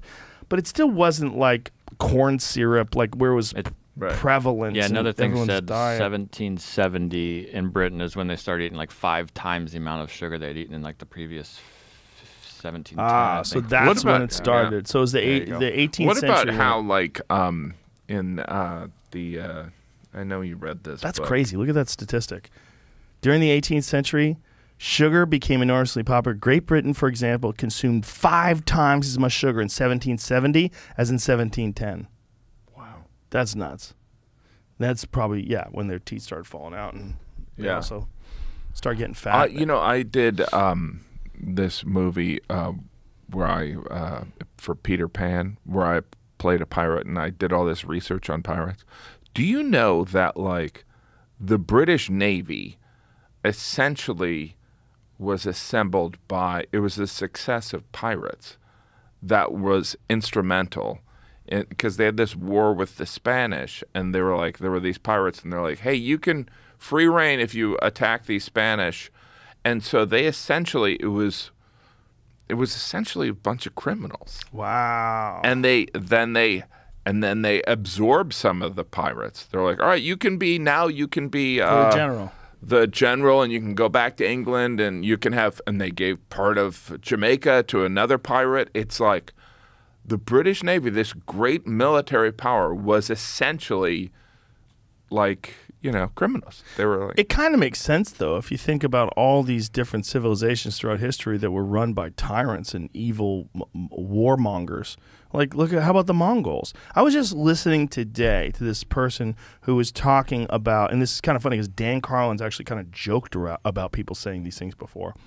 Dan Carlin is the host of Hardcore History. No, it's great. It's an amazing podcast. Yeah. What this guy was talking about was how the Mongol Empire, it made the way, it paved the way to a lot of great things with trading with Europe, with Asia, and all these different things. And he sort of was waxing poetically about the impact of a group of people in the Mongols run by Genghis Khan that killed between 50 and 70 million people in his lifetime. He killed somewhere around 10% of the population of Earth. So much so he reduced the carbon footprint on planet Earth because there's less people. Well, did you ever hear about, maybe I listened to it on his thing, where he would, they would eat meals on top of people? They would stack people below their deck, and so they would crush them to death while they're eating meals. Why? And he could hear them groan. Vlad Tepes, who is the inspiration for Dracula, for Bram Stoker's Dracula, he would put his enemies on stakes in front of him. So he would plant a stake in the ground and have a sharp point and impale them. And so they would wither around while he was eating. So he'd be eating lunch in front of them while they were. And isn't Genghis Khan like a percentage of all Asians are related to him? Yeah. Let's find out what that percentage is. It's like a pretty severe amount. He did a lot of fucking. Well, you could say he did a lot of raping, because that would be more accurate. Yeah, and I think he also like took over the army when he was like 14. He was it's like insane. It was quite young when he killed his first people. Since 2003, a study found evidence that Genghis Khan's DNA is present in about 16 million men alive today. I thought it was more than that. The Mongolian ruler's genetic prowess has stood as an unparalleled accomplishment. 1 in 200 men. Oh, look at that. In quantitative terms, 10% of the men who reside within the borders of the Mongol Empire, as it was at the death of Genghis Khan, may carry his DNA. Yeah. So that is, I think that's wild.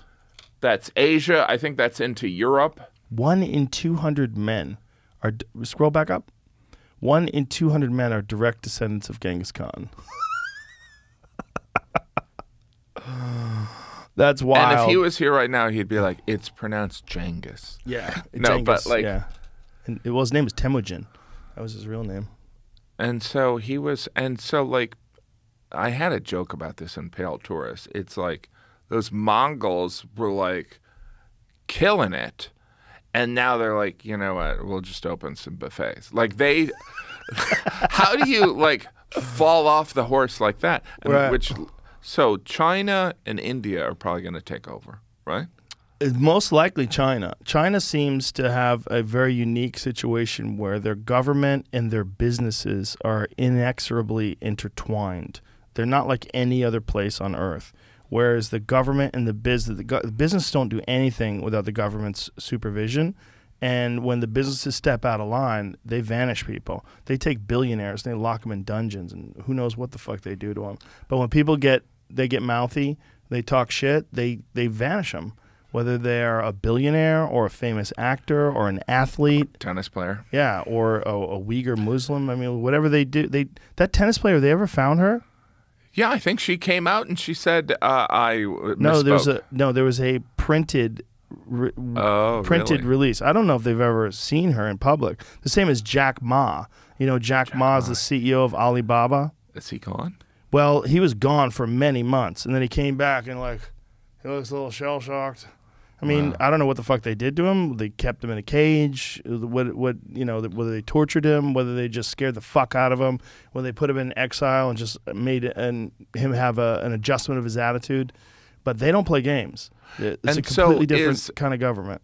Is the expectation that, wouldn't you think that corruption would lead to, like we started this conversation about ego. Yeah. And you're managing wouldn't the Chinese leadership corruption? It's human beings. You would think so, but I don't know if it's corruption in their sense, because they seem to have this dedication to the CCP, right? And the CCP kind of runs everything. And I don't know if you would call it corruption, if they're intertwined. Like the way they think of business is like business and government, that the business serves they did government. It quick too. Yeah, they did it really quick. And then not only that, they're doing it in all these other countries where they're giving them loans that they know they can never take back, or they never pay back rather, and then they control these natural resources. Well, and also, aren't they doing, hey, we're going to build you this power plant? They're Yes. like, great. Exactly. We're going to bring in 500,000 people. Mm-hmm. Yeah. And so, but wouldn't corruption, again, people get greedy. When people get greedy, they kill them. They don't have a system like Nancy Have you ever Pelosi heard would be this? dead as fuck if she was over there. They Have would you- have killed her a long time ago. Have you, but like, I mean, Unless she was serving the big businesses and serving the Chinese Communist Party. Unless she was, if she was a part of their system over there, and she sort of exhibited the kind of arrogance that you've seen her exhibit as a person who's the Speaker of the House in America. It's like it's a different world over there. Like when they have a dedication to the Chinese Communist Party, that's what their dedication is. well, And you is don't it speak that, bad about or it. some people believe that like it's revenge for the Opium Wars. What is revenge for the Opium Wars? That the Chinese, you know what the British did with the Opium Wars. The British essentially went in. They tried to take over China. China was like, no thanks. And the British were like, okay, here's some free opium, and pull that up. It's like, it's a dark history. How long ago did they do that? That was, it's like 1600s. The Yeah. Opium Wars were two conflicts fought in China in the mid-19th century between the Western countries of the, how do you say that word? I can't even know where. I don't know where you're- Qing dynasty? Qing dynasty? Jing. Which, maybe. right, Jing, maybe. Which ruled China from 1644 to 1911, 1912. Essentially, how I understand it is these European powers were trying to take over China, and there was some resistance. So what they did is they essentially got them all addicted to opium. Whoa. And they lost a generation or two. Ooh. And so that's, it's the fentanyl kind of creeping in. It's a very paranoid thing, but like that's some revenge. So, I mean, this Well, great even if it's not power- revenge, it seems like a good strategy for corrupting a population. It's also, if you have this great power that had to, what a cruel thing to do. I mean, slavery's insane. It's but, just like, a strategy for war, though. Is it more cruel to drop a nuclear bomb on people? At least with opium, you give them the ability to make a decision for themselves. yeah, it is. I mean, that's probably what they're doing with us with TikTok. TikTok? You think Yeah, that? they've released TikTok. It's like a plague. I wonder. All these fucking kids are just... Are you kids TikToking at all? Oh, yeah. Mine do. They added it to Teslas. It's TikTok? built into Tesla now. Oh, Elon. TikTok? What have you done, Elon? I've defended you up until now. I don't play games on my fucking Tesla. I just drive it. So there's TikTok in Tesla? I play guess if you chess. don't have to drive, right? well, Chess is in it's Tesla, like too. a How about front talk about part. the good things? Sonic the Hedgehog's in there. You can make a fart when you make a turn. So what is going to happen with is Tesla going to take over? Like, is in 10 years is Elon Musk going to be in business, or is he going to be? Good question. I mean, I think Tesla's going to be in business in 10 years. I mean, it's the biggest car manufacturer in the United States right now, right? Isn't it? I don't know. I mean, I know it's worth more. I think they manufacture more and sell more Teslas than any other American brand. See if that's true. Is it true? No? No. What's that? Pretty sure Ford F-150 is the top. Ford selling car. F-150 was the top selling car? So like a million. Well, of let's those, find something out. like that. Don't just guess. Well, Don't just guess. But as a company, I think Tesla, the company, sells more cars than any other American car manufacturer. I'm pretty sure of that. Or I read an article that was a lie. That could be happening. Could be propaganda. Do you have a Tesla? I don't. You ever driven one? I've been in one. They're pretty spectacular. They're next Goddamn level. spaceship. It's- Spaceship. Yeah, for the last 3 years, they've averaged 900,000 per year for F-150s. I don't think they sell that many Teslas. Well, why don't you Google it instead of thinking? I mean, the F-150 is fascinating. I had jokes about made that the pickup truck. Like when we were kids, pickup trucks were kind of popular, but now it is the embodiment of one's personality, right? Okay. Q3, they just sold or just made their 2 millionth car. Whoa. But I believe that's for all of their, They sold 2 sexy million line. electric cars They're expensive. ever. First automaker to reach 2 million. What does that say? Click on that. Inside EVs. Is that electric cars? First automaker to reach the milestone. Soon the production sales volume will reach 1 million per year. So they sell more, man. Thank you. That's So glad I was right. Okay, sure. Am I wrong? Yeah, Find out. That's Tesla versus one Ford car. Yeah. Right. The F-150 sells. How much does the F-150 sell? 900,000 per year. Right, but you know that Ford is actually, they're going to stop production of almost everything except the F-150 and the Mustang, which is pretty crazy. I just was saying. Yeah, no, but like the F-150 and the Mustang together is more than Tesla. I wonder. And then if you add in Ford Escorts, or whatever. and then there's So Cadillac, that 2 million Escalades, milestone, and- they're the first company that sells 2 million electric cars. So that's the milestone, is that they're the first Right. company to sell that many electric cars. So like every year. By the way, there's no cars available to buy, right? Oh, it's nuts. That's crazy. The chip shortage thing is fucking spooky. Because like you guys didn't see that coming? You just thought you could just buy chips from China and they would be cool, just selling them to you? Why you guys Because talk a lot of humans shit are about dumb. China? 2020, the amount of autos and light trucks sold in the U.S. dipped to around 14.5 I guess that's million for units. all cars. I Right, think of that's course, Ford. all companies. Ford Motor Company's vehicles in the U.S. between 2015 to well, Doesn't say. it doesn't say. But like the Oh, it does right There there. you go. 599,000 units to That- around 539,000 Well, units. So that's counter to the 900,000 I Ford. just saw. Yeah. Who knows? Why don't you Google Google when It says- China's going to invade who sells Taiwan. the most cars? I It says predict that 4.2 China, Oh. because China's going to take over Taiwan. When's that going It to happen? seems like it's already happening. And it seems like, well, they quietly took over Hong Kong during the pandemic where they locked down all freedom of the press and they started arresting activists and they started doing things that no one protested about. And they just go, oh, okay, we're going to keep doing I this. love performing in China, so I don't want Do you? Too late. Yeah. Go over there right now, bro. Tap your phone.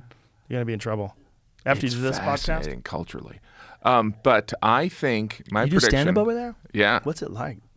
Well, I'm performing for XPath, but there are, or people that have lived in the U.S.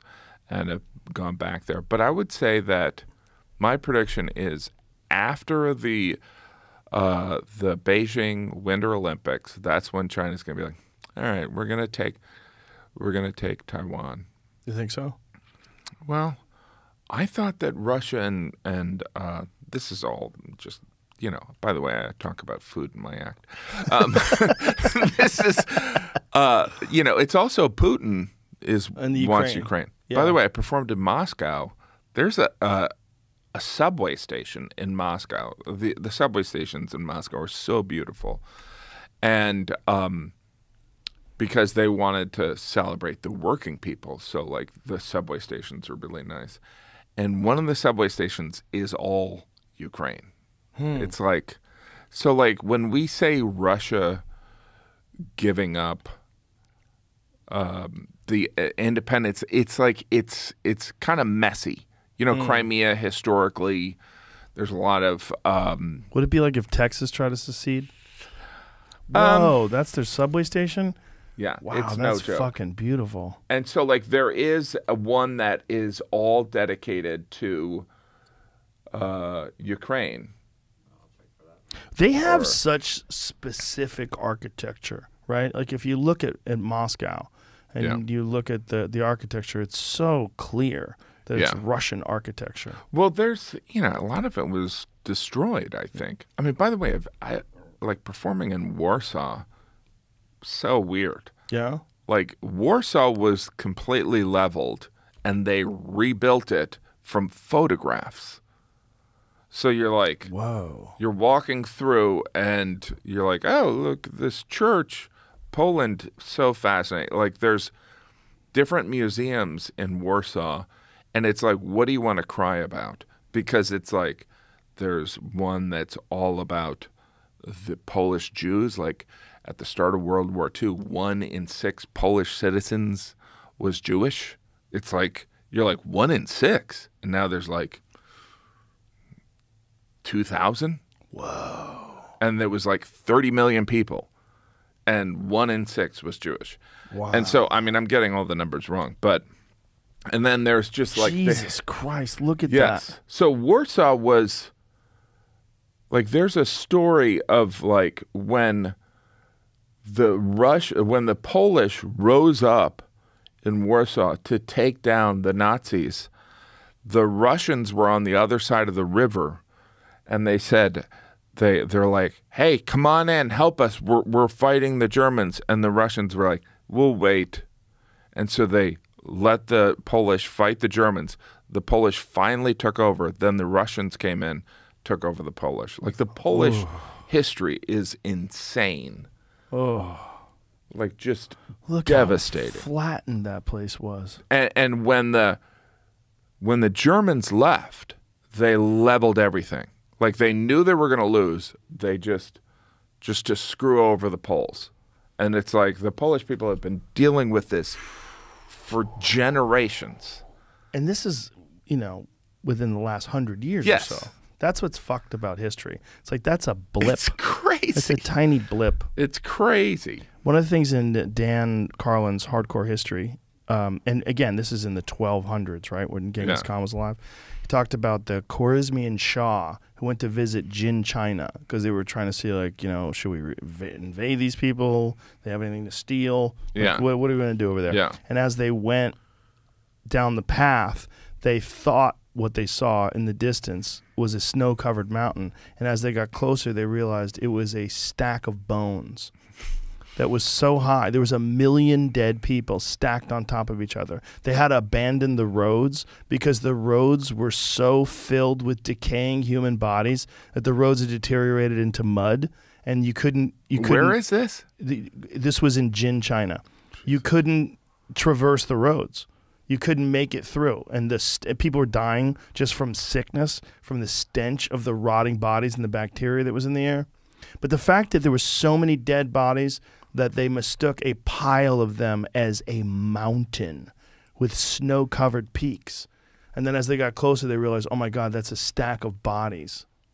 Over 1 million dead people. Unbelievable. Just stacked on top of each Well, other. he And they has did that that with thing. fucking bows and arrows and swords. Well, by the way, it's like Caesar killed millions.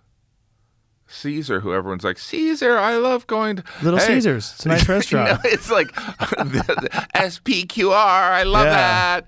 It's like murdered tons of people. Yeah. He has this whole series on, I think it was all about Caesar's Holocaust or whatever, because he killed millions of Gauls. Meanwhile, he's got a salad. Yeah. Imagine if there was the Hitler salad. Yes. Well, you know, the Who the fuck would Caesar eat it? salad invented in Tijuana.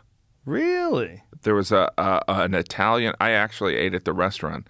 There's No an kidding. Italian. There was I think it's a Mexican guy Tijuana salad invented in a Mexican guy in Tijuana who invented. It's a famous restaurant and a hotel in Tijuana. That's interesting. Well, the fact they figured out to put anchovies on it. Yeah. Such a bold move. Yeah. It's so delicious. So good. So good. So good. Right? And it's probably so bad for you, right? I don't know. I am a gigantic fan of Mexican food. Oh, my period. gosh. I fucking love Mexican food. Why is, like, American food's okay, but, like, Mexican food it's life-changing. Spice.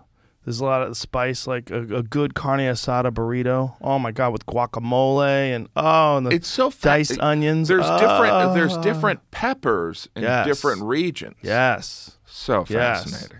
Yeah, no, I'm a I'm giant. so proud to be Mexican. How funny is it that Louis C.K.'s Mexican? Oh, it's amazing. Like, legitimately. Born Yeah. in Mexico. Yeah.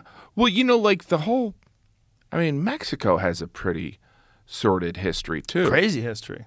Like they had, there was like, what we did to the Native Americans, they did to their Native people. They did them dirty too. Well, what we need to recognize also is, like, how did they come to speak Spanish in the first place? They came to speak Spanish in the first place because of European settlers came by and just destroyed their fucking country. And the only reason they could do that is European diseases. Yes. That's they were the gonna solution get to their the end of the Mayan ass Empire. kicked. Yeah. They were going to get their ass kicked, and people just started getting the cold. But there was also some real confusion, like when Cortez and his people showed up on horses. Yeah. They thought they were gods. Yeah. They're like, what are they doing? Fucking riding a horse? This is crazy. Yeah. Like that's what's really wild. Like the Mayans didn't ride horses. Like they had built that kind of an empire without riding horses. And well, it's like, but also like, I mean, from Mexico, we got tomatoes, corn, and then there's some third thing. Oh, chocolate. It's like, it's insane. Like everything that the reason I'm fat comes from Mexico. I wonder if like the old corn, like the kind of corn you hang on your door for Thanksgiving, that bullshit corn. I wonder if that's like better for you. Have you ever had I'm that sure corn? it is. By the way, I did a show in Bogota, and Damn, you travel everywhere. I love internet. Well, I did this Pale Tourist special where I was gonna do Latin America, and I was in right when the pandemic hit. But the vegetables, like, have you seen corn in South America? No. It is like a kernel's like the size of this. Really? I'm exaggerating, but if we pull some of the images up of, how, like, have you ever been to a country and you're like we're kind of used to it. Like growing up, I didn't know what hummus was, but like you go to certain countries and you're like, oh, this fruit, like there's fruit that we don't know of. Oh yeah, and like in South, durian. Yeah, there's like, which is disgusting. It smells like. Yeah. But there's some kernels. Colombian corn. That looks like regular corn. No, but look at the size of those kernels. They're pretty fat. Right? Yeah, but I would think that American corn would be fatter because of genetic modifications, right? But I think it's that looks also pretty fat. I would imagine that it's the speed. That's impressive. It's probably the speed of growing that we're after. Right, and we probably want to get to the point right away, and then we get like quick growing. Do you know why carrots are orange? Keratin? No, carrots are not originally orange. They were changed to orange to honor the king of the Netherlands, William of Orange. Really? Yes. William of Orange? Yes. How the fuck did they do that? I don't know. Because I've had carrots By the way, before Brussels that were sprouts were invented in Brussels. They were invented? Yes. Somebody invented Brussels sprouts? I think there's this is where I'm like complete. These are all things that are in my head that I think are true. The Brussels sprouts but like thing the is carrots, look up carrots. You Wonder know, how you they get did that. carrots and you're like, oh, a purple carrot. I think they all used to be purple. Really? Yeah. Is this true? Yes, but I don't see Some of the them are white, reasoning for it being as like a present or an homage to anyone. I've had white carrots But it does before. say something. 16th century Dutch. carrots being purple, a tribute to the emblem of the House of Orange Yes. and the struggle for Dutch independence. There I you wonder go. how they did it. Like, how do you? I mean, if you either have orange carrots or you don't, Well, how do know, you make them orange? every farmer collects seeds, right? So it's like, wow, this crop grew really well. This is a stronger seed. I'm going to plant this seed rather than these didn't do that well. I'm not going Right. to save these seeds. Right. So I think Carrot bonus facts. Oh, here we go. It's actually possible to turn your skin a shade of orange by massively over-consuming orange carrots. I know that. Andy Dick did that. I watched it happen. Orange carrots get their bright orange color from beta-carotene. Beta-carotene metabolizes in the human gut and bile salts into vitamin A. The origins of the cultivated carrot is rooted in the purple carrot in the region around modern-day Afghanistan. Wow. The purple carrot comes from fucking Afghanistan? While cultivation of the garden-style orange carrot lapses for a few generations, the carrots revert back to their ancestral carrot types, which are very different from the current garden variety. In ancient times, the root part of the carrot plant we eat today was not typically used. Wow. The carrot plant, however, was highly valued due to the medicinal value of its seeds and leaves. For instance, how do you say that guy? Mithridates, the sixth, king of Pontinus. Pontius. Pontius, around 100 BC, had a recipe for counteracting certain poisons with the principal ingredient being carrot seeds. It has since been proven that this concoction actually works. Huh. Wow. Yeah, it says they had white ones and yellow ones too. The Romans Two believed yellow that carrots were aphrodisiacs. Yeah. Wow. Imagine if you can It's- go back with a bucket of Viagra to Rome and go, boys, I'm here to make money. I mean, What like, you all got right, for so me? if you could go back to any time period, like, would Yes. you go to Rome? No, I would go to ancient Egypt. I would go to during the time of the Of the- construction of the pyramids. I'd be like, what was that like? Like, how did they do that? By the way, so there's pyramids in Egypt, there's pyramids in Central and South America. Yeah. These two human beings, two groups of human beings, both decided to do it? Wow. Yeah, very different though. Different in terms of style, but also similar in terms of the way they laid out their villages and their cities to coincide or to match up with constellations. Really interesting. There were so many of them were sky watchers. You know, whether it's the ancient Right. Egyptians, the ancient Mayans, the Aztecs. Wow. Yeah. What's really nuts, man, is that there was thriving civilizations in the Amazon, and that they believe that they were wiped out by European diseases, and that this was not really known until the invention of lidar. And as it was speculated, and it was the premise from the movie The Lost City of Z.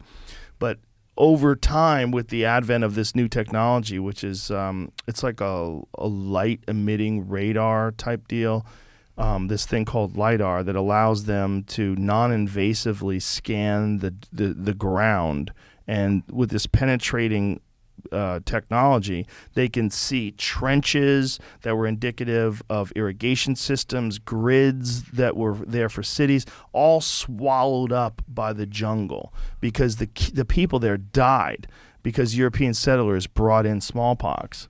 Wow. So all this stuff. So Wow. they find these. Oh, this is another one, the Guatemalan jungle. They think, okay, this is one of the ancient cities was home to millions more people than previously thought. Vast interconnected network of ancient cities. And these cities that were there were talked about by the initial European settlers, or not even settlers, rather, explorers. Yeah. They went to these areas and they talked about these incredible golden palaces and these amazing, gilded chest plates and helmets these people wore. Then they came back, like a new group of people came back 50 years later and it was all gone. Everyone was dead. Not only that, the jungle had overcome all of the cities. And so they're like, oh, these guys were lying. And so the second group, the second wave of European explorers thought the first group were just full of shit. And they kept this idea until fairly recently. want to blow your mind even further? Yeah. The plants that are there, they're man-planted. The rainforest, like the Amazon rainforest, is a result of agriculture. Wait a minute. So that was someone planted those? Yes. The Amazon rainforest is a result See, of that sounds human insane. intervention. The Amazon rainforest was planted. Well, not necessarily planted as much as the original plants were invasive and they overwhelmed all the other plants. Here it is.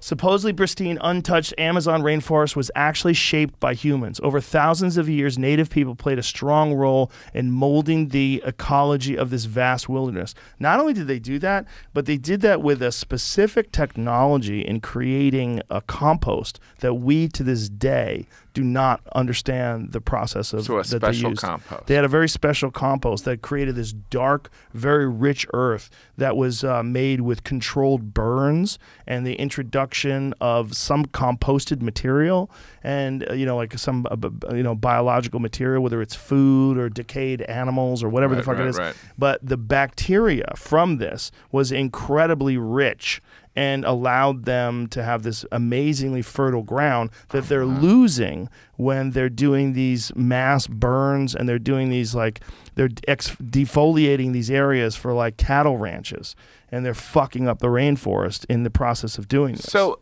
based on that, then the oxygen output that the Amazon provides was not there at one point. Exactly. Yeah, exactly. But, I mean, there were less humans. Way less humans. Yeah. I mean, you got to imagine there's, a few million people that were living down there, but it's nothing like, the 20 plus million that live in Los Angeles or Mexico City, which is enormous, or some of these other cities. But that whole rainforest area where we think of as this is how it's supposed to be. Yeah. No, they were planting a bunch of these really prolific plants that they used for agricultural purposes. Now, and wouldn't they took that over. lead us to believe that we could therefore reverse global warming? If we could do something like that? Take it from me. Again, I tell food jokes for a living. There's people that believe that. There's people that also believe that one of the things about carbon dioxide is that, carbon dioxide, which is obviously what human beings exhale and plants inhale, and then they produce oxygen. With the excess carbon in our environment, there's actually more greenery today than there was 100 years ago. Really? Yeah, I know. What the fuck? It's very complicated. And I think one of the reasons why people don't like talking about it because they don't want to exonerate human beings from the disastrous impact of our carbon output on the earth itself and not just carbon but particulates and all the pollution. But make sure that's true. But I'm pretty sure that's true because that was actually told to me by a legitimate scientist. He was explaining how the one benefit of the increase in carbon is that there's actually an increase in the amount of green plants that exist today because of that, because they literally exist off of carbon dioxide. Wow. Yeah, it's hard because you want to say maybe we can fix global warming by this. Look at this. Higher concentrations of carbon dioxide make plants more productive because photosynthesis relies on using the sun's energy to synthesize sugar out of carbon dioxide and water. Plants and ecosystems use the sugar as both an energy source and as the basic building block for growth. Yes, more carbon dioxide in the atmosphere helps plants. So global land photosynthesis changes and its causes. So if you look at the year 2000, look at when they go back to the year 1000, look at that chart. Look how few plants there were. Now look at 2000. Look how much more green there is. Carbon dioxide fertilization, increased leaf area, and growing season change. It's pretty wild. There's more greenery today. And the real mindfuck is knowing that the Amazon rainforest is the result of human agriculture. That's insane. Yeah, it's there's what are the plants? They're the weird plants. One of them is the ice cream bean. One of them is there's a bunch of different really odd plants that are the result of this extreme foliation. How about in Sapiens, how farming really is ended up being a real problem for humans? Like Yeah. we could finally feed everyone, but the problem is we started eating crap. Yeah. Right? Yeah. That's where people are like, we'll just eat grain, tons of grain. Yeah, I know. I think education is really the problem more than it is farming. Because if it wasn't for farming, you'd never have cities. You know, like there's no way you're going to have something like Manhattan without farming. It doesn't exist. It's not possible. They're not growing anything there. Like no one's self-sustaining. No one has like a lot How about in the their fact backyard. that the Romans fed themselves with food that was grown in Egypt? That's insane. That's insane. That's insane. The Romans, all the grain in Egypt, it's insane. How far is that? It seems pretty far. Well, they did get one of those obelisks from ancient Egypt, and it's in the centerpiece of one of the main places in the Vatican. Have you been to the Vatican? Yeah. You ever seen the obelisk? No. That's from Maybe I saw it. They have one of them in Central Park too. Really? Yeah. Well, there's an Egyptian obelisk in Central Park in Manhattan. There's one in the Museum of, is it the Met? They have a whole room in the Met that like is insane. Where would you go if you had a time machine? If you could go back to one point in human history? I would love to meet my ancestor who came, one of them that came over from Ireland. That would be cool. I bet they were savages. You think so? Oh, they must have been wild fucking people willing to get in a boat and take your kids across a fucking ocean with not even a YouTube video to watch. Yeah, they just had a dream that was going to be better for you them. You should do one of those finding your roots things. Have you done that? Like a 23andMe? Yeah. No, well they have like Dr. the Lewis people? Gates. Oh. And so my last name is Gaffigan, but like the real name was Gaffigan.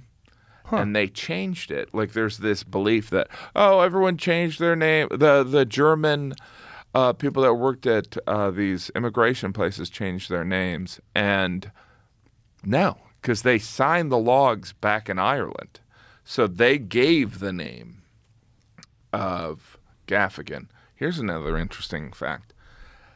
At the start of World War I or World War II, more Americans spoke German than English.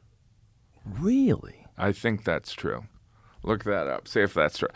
That's wild. So, like, you know, like St. Patrick's Day, there is like, America is very German. Like St. Louis, Cincinnati, all German. And German and French, but like, there was a time when like the percentage of people that spoke German in the U.S. was, now we're going to find out it was like 38%. But that's still crazy. insane. That's insane. Well, what is the primary second language in America today is Spanish, right? Yes. What do you think the percentage of the population that speaks Spanish is? 20% maybe? Well, I think that Hispanics are at least 20-25%. Right, but how many of them are fluent in Spanish? Because I have friends that are Mexican that don't speak Spanish. Well, I think that's the American story, is that the first generation wants to become American, so they kind of don't embrace it, and then generations after that try and kind of rediscover it. Yeah. So I don't know. So let's find out what the German. What's the percentage Yeah. that spoke German at the turn of the century? I'm going to say, based on your story alone and no research, 42%. I mean, it would be amazing if, it's like, again, 25% is amazing. It's insane. Like, it's one of those things. So, Madison Square Garden, there was a pro-Nazi rally. I saw that. It's insane. That's insane. That was in like the 30s, right? Yeah. Wasn't it? That was in 1939. Yeah, there was a big movement. Wild. The pictures of it are pretty crazy. It's wild. just, Look at that. What I the performed there. fuck? You performed there, right? Yeah. That's wild. Look at that fucking image. Just to get that other point, I was seeing it was the number 2 language in 1917, but I was trying to dig through a bunch of stuff. There was some laws that were being passed to stop education in any other language other than English around that time period too. What do they say as far as what percentage? So I was trying to find an actual statistic. I wasn't getting the right information. I was trying to go too quick. Yeah. You got nicotine gum? That's my nicotine gum. God damn, My that friend. nicotine, man, it gets you, doesn't it? What's your nicotine? Cigars. I like Cigars. Yeah. Did you ever dip? No, I swallowed dipped. it once. I dipped. All through high I've school. dipped before. Dip gives you a wild rush, though. I'll tell you that. What is this, Jamie? I had it said during World War One. World War I, U.S. government propaganda erased German culture. Yeah, no, they changed the names of all the streets There you go, in 1910. St. Louis. 8 million first and second generations out of, hold on, 92 million. counted in the population of 92. So yeah, so that's how many That's a that would have lot. been their first language. That's 10%. Yeah. Wow. Yeah, it's somewhere up there. So during the 1850s, 900,000, almost a million Germans went to the United States. Wow. That's a lot. That's a lot back then. That's the time when the German population was only 40 million. So, wow, that's crazy. That's crazy. Yeah. I knew there was a lot of newspapers that were written in German Yeah. back then, but I didn't know It's kinda about stunning. being spoken. When you see how little England is, Yeah. you know, it makes sense what you're talking about with pirates. That, like, they had to be the most horrific monsters to try to control the empire. Well, it's also insane. By the way, so I did this special in Spain. So I love history. So, do you know what year they finally unified Spain, where they got rid of the Moors, and the Castilians kind of pieced together what we consider modern day Spain? Do you know what year they did that? No. 1492. Oh. The year that Columbus. So they literally finally kicked the Moors out. By the way, they were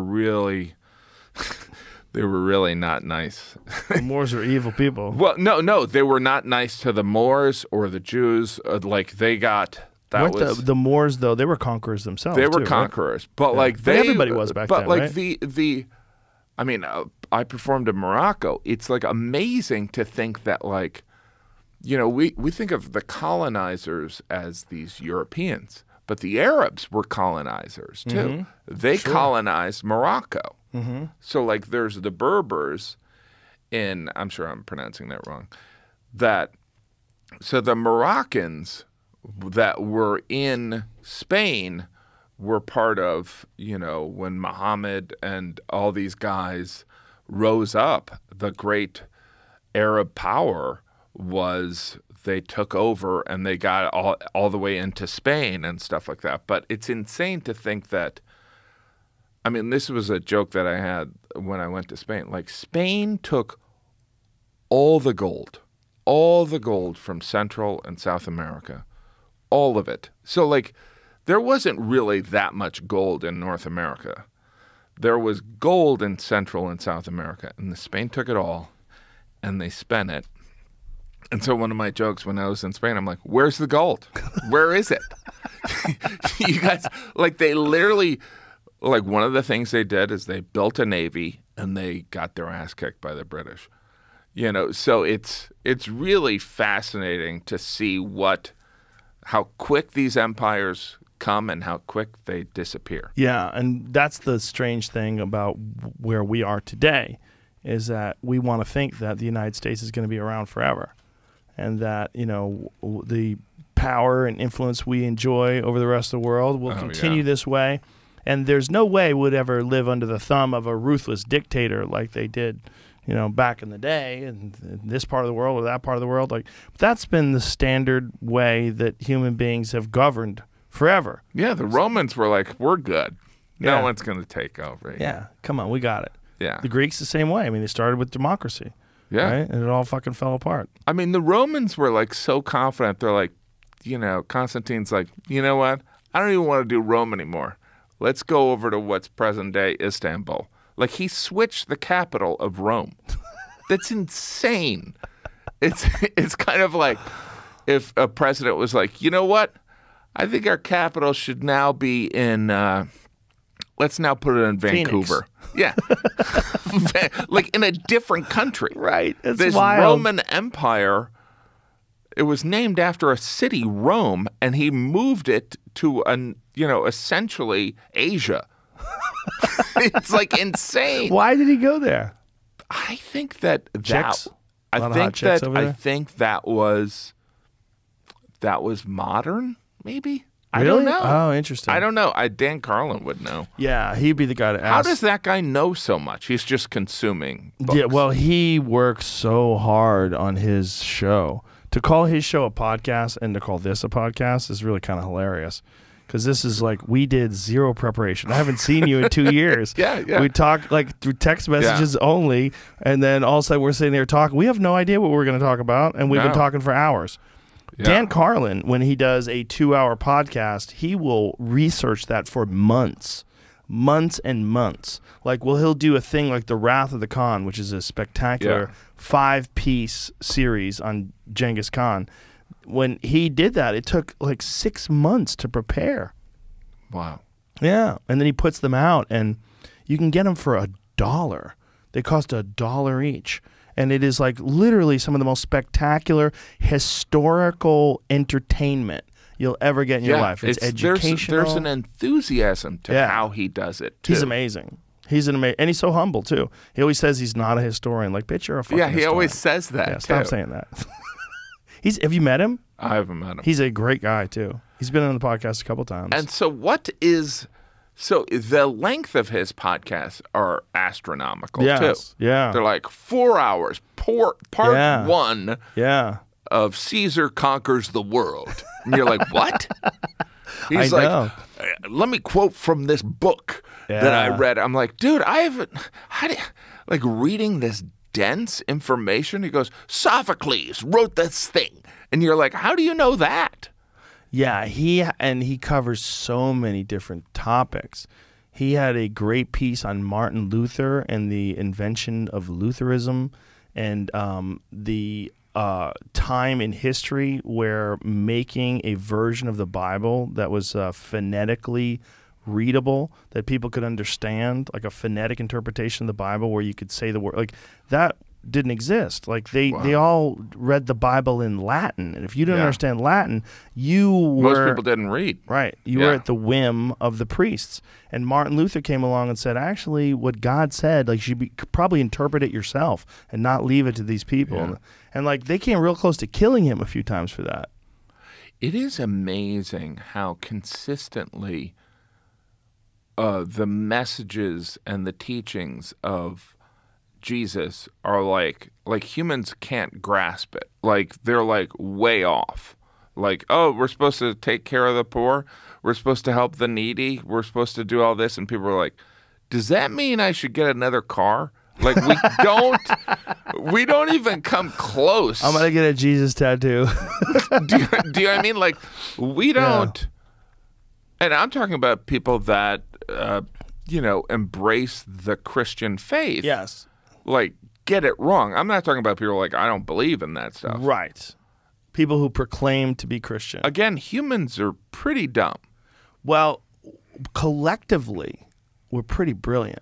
Well, what we're capable of collectively, I mean, we're both carrying around a small glass and metal device that sends video through the sky to people that live on the other side of the planet. Yeah. And we use it, and we have no idea how it works.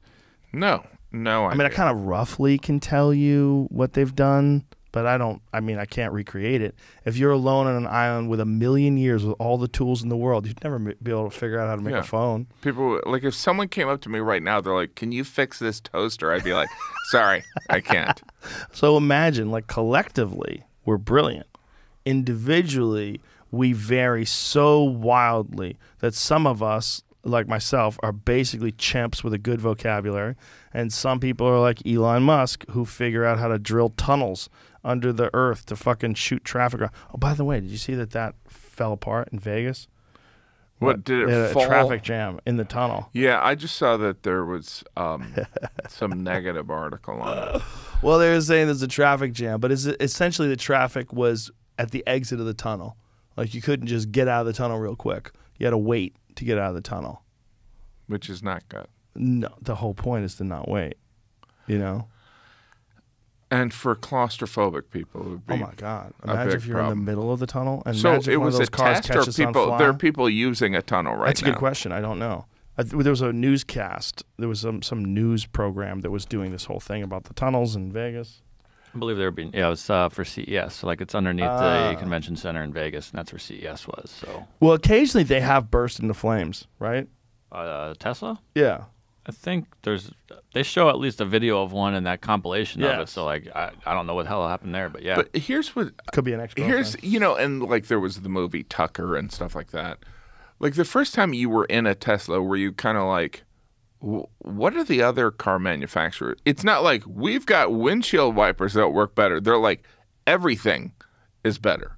Well, the first time I was in one was there was an app where you could rent a car from the app and they would deliver it to you, sort of like Uber Eats or something like that. Yeah. They'd deliver a car for you, and you drive the car around, and you tell them where it is when you're done, and then they would come and get it.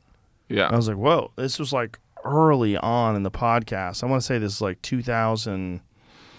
2012-ish or something Yeah. like that. And they were one of our sponsors. And I was like, wow, this is really fascinating. And I drove it around. But back then, the battery technology, the efficiency was not that good. Right. Like I drove to the Comedy Store and back, and I had half the battery life. I was like, what? Yeah. Like, this is crazy. And I didn't have a charger because it was at the studio. So I was like, this seems like a little, I don't want to be somewhere where it runs out of batteries. Yeah. Then years later, Elon did the podcast, and he talked me into buying one. He's like, it's the best car. You got to buy it. I go, okay, I buy it. And I bought it. I was like, holy fuck, it is the best car. Because by then, they had really perfected it. It's like, this is How like, long does the battery last? mine is, I got the new one, and I think if you fully charge it, it hits somewhere around 350 miles. See what a Model S Plaid can do.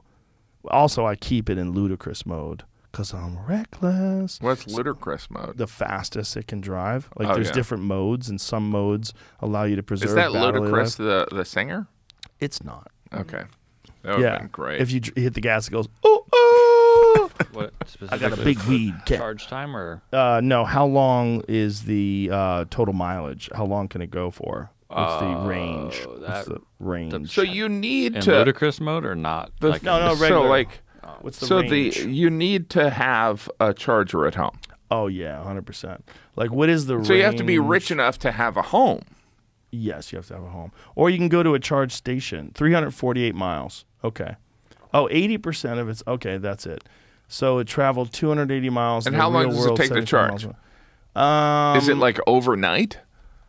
No, 4 hours, I think. What is like you have a S? Yeah, the slower one, not the supercharger, would take if you were on the empty. Yeah. It fills up like of the first half of it faster, and then as you get really? fuller, it starts going a little slower. But if you're at a supercharger, you can get it done in a half an hour, 45 minutes, I think. Especially as it's getting faster and faster. It's funny. It That's sounds to like get something half. a kid would say. You know, if you get supercharger, Well, they Right. it's called a Supercharger. supercharger. supercharger. You have to go My to dad's a got a location. supercharger. Yeah, it sounds fake. That's not the technical term. No, it's a supercharger. It's super duper. Super duper. But they haven't added the extra.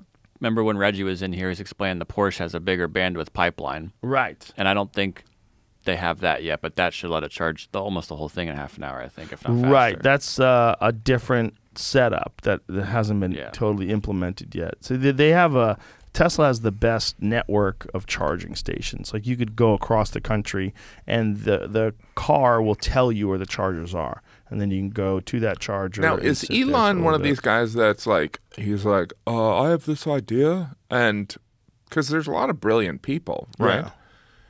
But he also has to have the ability to get it done. Look, a lot of people, like a lot of the things you're doing, it's not just about having the idea. It's about saying, okay, I want you to do this, you to do this. Yes. He has that management skill too, right? He definitely does. He also works so hard that Right. he leads by example. I mean, the guy works fucking 16 hours a day. I mean, he's like constantly working. So he's constantly doing things. Wow. So he's just, and he's got great time management in terms of his ability to concentrate on SpaceX for a little bit, Tesla for a little bit, and then, this. Isn't that fascinating? He has a space program that he does on the side. Yeah. Like, Like, I just, like the amount of articles that I want to read about the NFL playoffs is stressing me out. But he's like, can you imagine being that smart? Where like, I mean, it's odd. It's amazing. I'm friends with him, and I hung out with him a bunch of times and talked to him. He's so much smarter than me. It's confusing. Well, I think that like a lot of people are in that position with him, right? Oh yeah, most people are in that position with him. Yeah, and especially when you look at the width of his knowledge, right? It's not a narrow pipeline. Like he's concentrating on just semiconductor chips or just this, just that. He's doing multiple different and so like complex the engineering tubes projects. underneath the ground. Yeah, which like it sounds like a comedy bit. It does. Maybe one day it'll be legit. Like maybe it's like the battery of the Tesla, the first one that I got 10 plus years ago. It's just like subway road for cars. But you're trapped in there in your car. And it's the belt is moving, right? I don't know what's moving. It looked to me like the car was driving. That looks like a car's driving to me. See, here's the jam. But look, it looks like the opening is.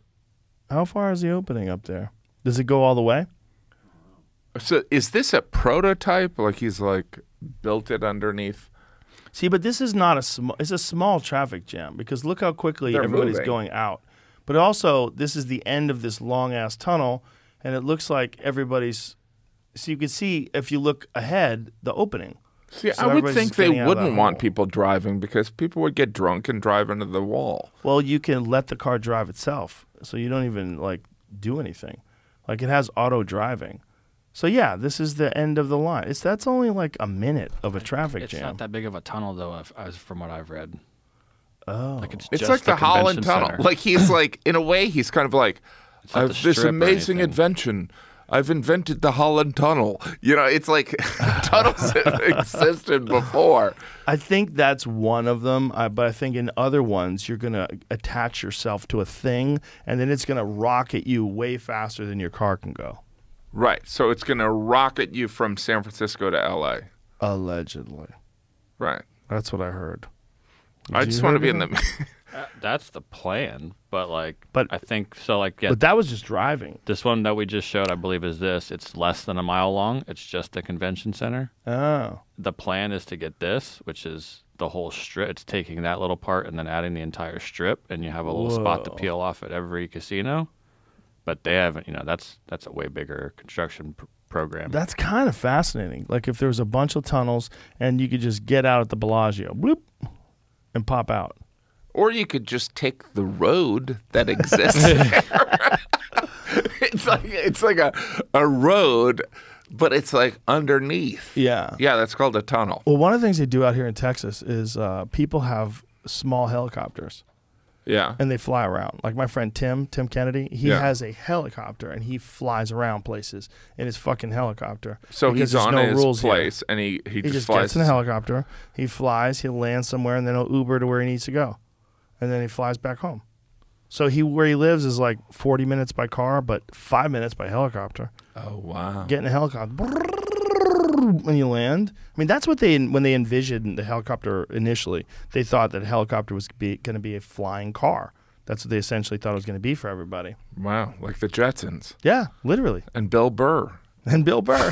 Have you been up with Bill before? No, I haven't. Bill's taken me up a couple times. It's fucking awesome. It's amazing. It's really wild. Like you can fly around downtown LA. You can go anywhere you want. Like we were just flying around downtown LA, like That around seems like- buildings and shit. Really? So you Yeah. can get close to buildings? Oh my God, real close. Like Wow. as close to buildings as like the parking lot is to this studio. Like you could throw a rock from the helicopter if you open the window and hit a building. Wow. Not only that, like the buildings, a lot of them have like helicopter landing pads on the roof. They have this big X. I told you last week. I saw that this video got sent to me on on YouTube. It's got 2 million views. A guy took a paramotor, it's called, up to 17,000 feet, but he just takes off from the middle of this like housing area. He straps this fucking fan onto his back and just starts going. He looks like what I would imagine the neighbor's crazy Look, kid. that's what he starts doing. And then he just goes. He goes to 17,000 feet. He's just floating up there with his oh, iPhone. Jesus Christ. What if he dropped it on someone's head? Well, he's Imagine got a if you little rope, died. but yeah. Imagine if you died because this fucking dork drops his iPhone on your head. At one point, he's just like, I think if you pass out, you might you float down for a while. I don't know, because he seems Right. pretty new in it. He's probably got no air. He hadn't gone up this high. Oh fuck! He doesn't buddy. have an air tank. It just seemed, I think So you wait a can minute, just so do what- this. You can just buy this and 17,000 go. feet. At what point does oxygen become a problem? Right there Yeah, at that point. yeah. First of all, how cold is it? But he got very cold. I was very curious about all these things you guys are asking, so I just sort of watched the He's whole not. thing. What if he gets hit by a plane? One part he wanted to go through a cloud. He's like, it's going to be awesome to go through it. I think he thought that was a bad idea. Yeah, you're getting hit by lightning. But they said it was all like the view. He's talking about how awesome it all is, and he's just floating up there. Did he tell everybody the Earth is flat? I did look. You can't really tell, honestly. You can't see anything. It's flat, bro. But another So, video like- of his, he goes flying over sharks and stuff down in Florida. But look how amazing that is. Yeah. So this kid's just crazy. But you can So just how do did he this. get down? You just float Oh, down. look, he's got mittens and shit.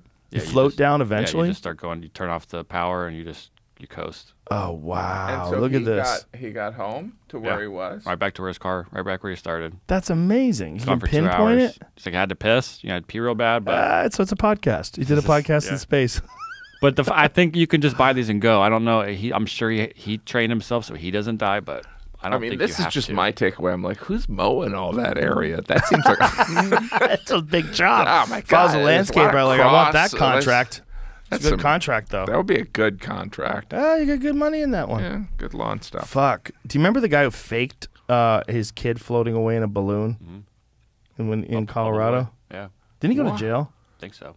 What do Yeah. you mean he faked his kid blowing? Yeah, he had a hoax where he said his children, one of his children, grabbed a hold of a balloon and floated away. Like the cops were looking for the kid, like they were worried.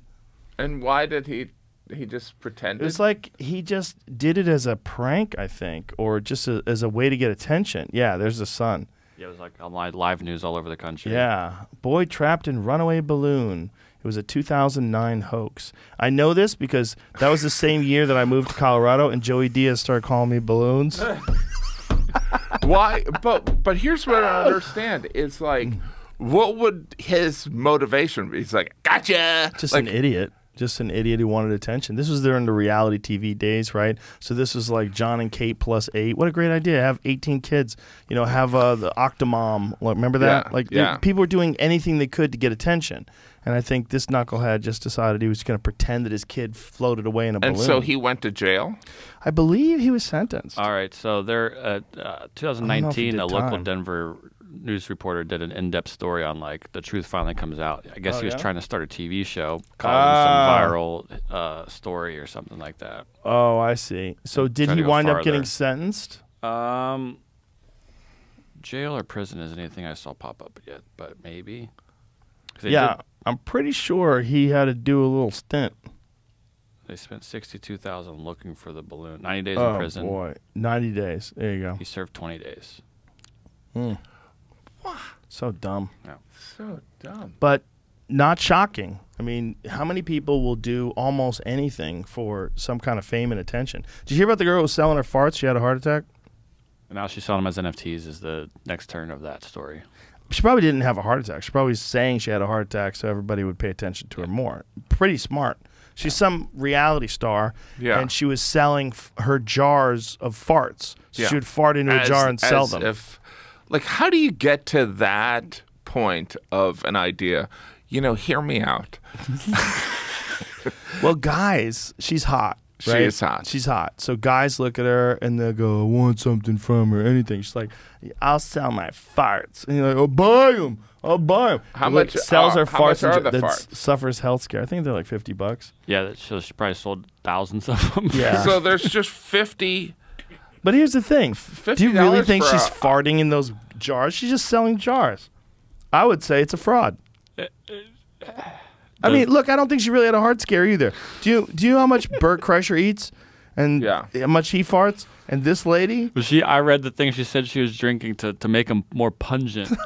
She was drinking 3 protein shakes a day and eating a bunch of bean soup, like black come bean on. soup. She's just being silly. She's funny.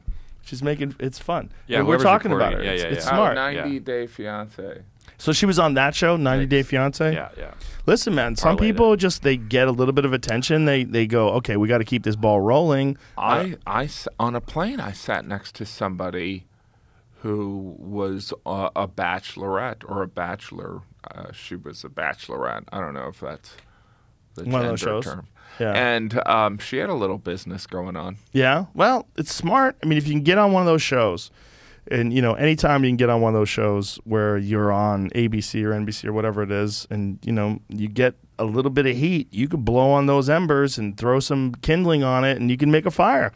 I mean, there's people that have real careers that they've made from those goofy shows, like Real Housewives of Beverly Hills. I mean, haven't there been like a bunch of big businesses have been launched from those shows? For sure. If you're clever and you're opportunistic, you make the most out of that moment. It is interesting how we applaud certain ambitions, but we judge others, Yes. right? So she's farting in a can.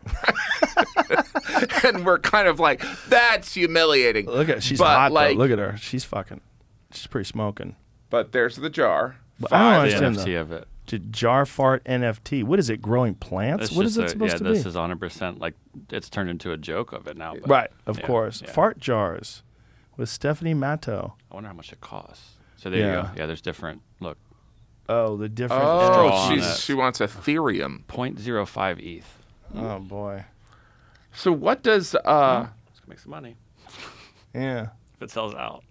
I mean, look, she's being smart, right? She said Yeah, she had so- a heart attack. You know that's not but true, why? but we're talking so like about it. people are like, that's okay, but like Matt Damon does a commercial for crypto and people freak out. Well, the difference is Matt Damon is Jason Bourne, and he's a super successful actor. Okay. He is very wealthy. He doesn't need the money, and a lot of people associate crypto with a scam. Okay. But She's just a hustler. but She's a young girl who's trying is to make crypto a scam? it. I don't think it's a scam. Okay. I think so then it's an what's wrong alternative with form that? of money, but it's viewed. It's an education issue, I think. So if, but I don't know. I just, look, as the number one Matt Damon defender on, I remember seeing that and I'm like, so, I mean, people do, is NFT a scam? Is promoting a gambling thing? Is promoting alcohol? Is that a scam? No, I don't think any of them are scams. And here's the way I look at things. What upsets me? Does it upset me? Yeah. No, doesn't upset me. Yeah. So who's it upsetting, and why is it upsetting them? Well, because they have nothing better to do. They're wondering whether or not Matt Damon should be doing a commercial for cryptocurrency. Like, what do you give a fuck? Like, why is that even on your radar for a second? Well, by the way, I mean, it's weird. I just think it's strange. It's look, commercials, the equation of do people need the money? They don't. Do you know what I mean? It's like, but is that, it's like, does Kevin Hart need another job? No, but like, you know what? That's what he does, though. That's he what hustles. He's a hustler, Yeah, right? So constantly. it's like we don't criticize him. What's wrong with Matt Damon? I don't know. Well, Kevin Hart, I don't think is selling crypto, though, is he? He's selling credit cards, which, Right, but everybody has a credit card. That's like a normal thing. But like if Matt Damon was selling a credit card, I don't think it would. Like, remember when Jennifer Gardner was doing credit card commercials? Nobody remember she's still doing it. cared. Okay, nobody cares. But she doesn't need money. I'm sure she needs money Why does she need money? because she probably doesn't work as much anymore, and her and Ben Affleck are divorced, and Why she's doesn't gotta she pay borrow for his money from rehab. Matt Damon if he has so much money? It's like, but the thing is, but my because point then she'd have is, to pay it back. no one needs. None of these people need more money. What does Do you know that what I mean, mean? though? Matt Damon's crypto commercial gets ridiculed for comparing crypto investments with space travel. Oh, That's why. It's okay. a cringe word. Well, let's play the commercial because I haven't seen it. Have you seen it? I think I've seen it. I haven't seen it. Have you seen it? Is it cringy? I don't know. No, not necessarily. But I mean, if you want to say that By the way- investing in Bitcoin is the same as scaling Mount Everest, that's a little much. Is that what he said? I don't know if it's cringy. Well, no, but I've seen the commercial. It's like Well, let's watch it. filled with almosts. with those who almost adventured, who almost achieved, but ultimately, for them it proved to be too much. Then there are others, the ones who embrace the moment and commit. And in these moments of truth, these men and women, these mere mortals, just like you and me, as they peer over the edge, they calm their minds and steel their nerves with 4 simple words that have been whispered by the intrepid since the time of the Romans. Fortune favors the brave.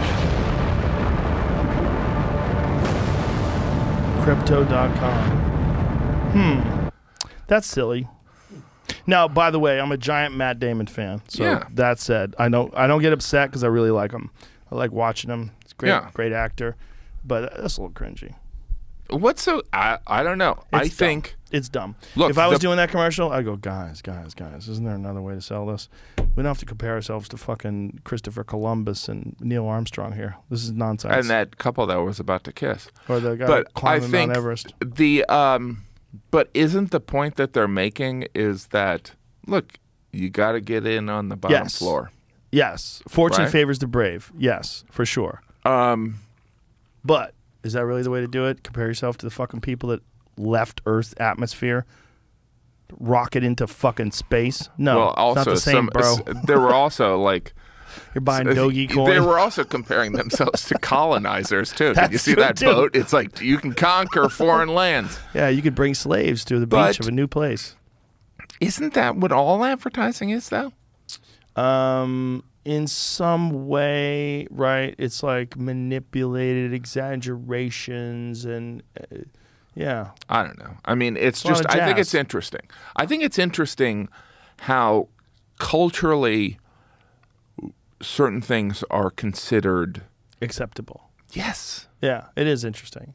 And it changes dependent upon the By culture. the way, it's like a lot of reality shows seem to be taking advantage of people, right? Taking advantage of people that are, maybe they want it, but like some of them have, maybe they're struggling with some issues. Mental health issues. And why is that okay? Well, you're talking to the guy who hosted Fear Factor for 6 years, so maybe you need to talk to someone else. No, no. Because you want to talk about being a hypocrite. No, if but- I was like, yeah, they shouldn't do that. No, Like, but look, I'm a hypocrite too. I'm not even calling you a hypocrite. I'm talking about like, I'm asking a sincere question. Why are certain things? Why are people piling up on him right. when? I mean, they're barely piling up. They're just barely criticizing piling it. up, It's right? it's not going to affect them. If Jason Bourne 3 comes out next week, no one's going to give a fuck. And by the way, it's like the Lakers. The new home of the Lakers is the crypto.com. Anyway, Yeah. I'm a primary. What if it was revealed? I'm a primary shareholder. No, I think it's Crypto. I'm curious to see where all this cryptocurrency stuff ends because I had Andreas Antonopoulos on my podcast years ago when Bitcoin was just like some thing that people talked about on the internet, and I was like, well, let's get a guy on and understand. And so they call him Bitcoin Jesus, and he came on and explained it to me. And long ago, Andreas was paying all of his rent, all of his bills. He was doing everything he did was through Bitcoin. so. Everything. If he would have held on to that, he'd be I think he pretty does. wealthy. I think he has held on to it. I So mean, that he's probably super NFT rich that's now. right in your room there, how much is that worth? Well, right now? that's a digital piece of artwork from Beeple, and so that is not really an NFT, right? It's just digital art. Okay. There's an NFT associated with it, to like explain it Yeah, as you're asking. But so like, there's a QR code if you see it sometimes, is it because it changes screen? What Beeple's done is it like see that QR Yeah. code? I guess if you go there, it explains it to me. I don't know. I'm never gonna look at it, but I love looking at the art. And what Beeple has done is what's really fascinating is he's actually putting together an actual museum filled with things like this and larger ones too of digital artwork. And the digital artwork changes. It moves around. It goes black and white. It zooms in and out like you see here. So it's cool to look at, and it's a completely new kind of art.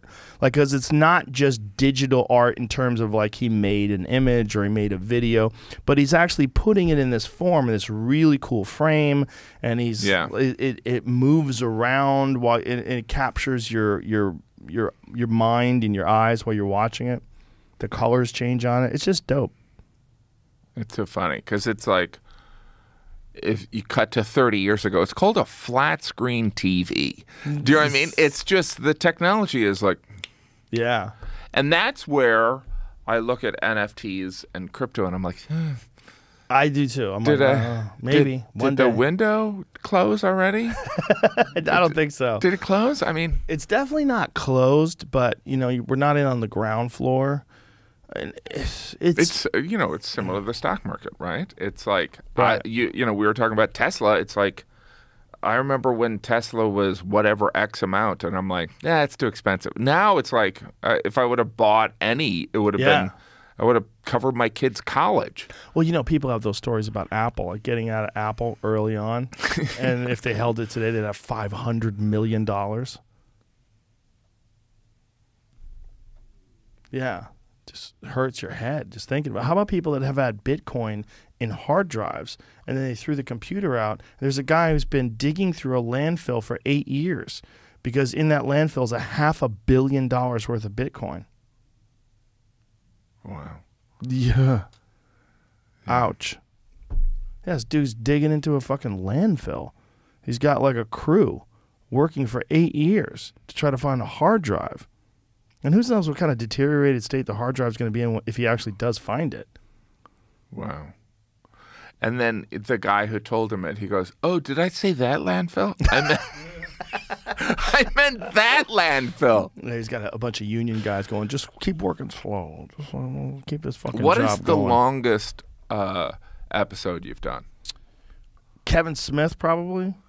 That was like 5 hours.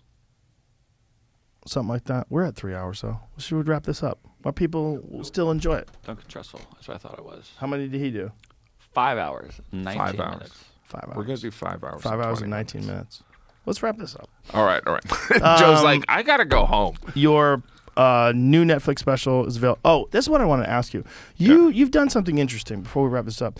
You have experimented when Netflix was like at the leader of the pack, where everybody wanted to do a Netflix special. You're like, maybe I'll test the waters other places, and you put them up on Amazon. And what was that experience like? It was good. I mean, I think that there is it's shifting, going along with when stand-up. When we started, it was YouTube didn't exist. The internet wasn't really a thing. And so when I went to Amazon and I also did one on demand, it was good. But like there is also an audience. It's like finding an audience for this thing. I mean, I care about my special being seen, and I think Netflix is great. I already have 5 other specials there. So it was also these specials, you're like harvesting crops. So there's different markets.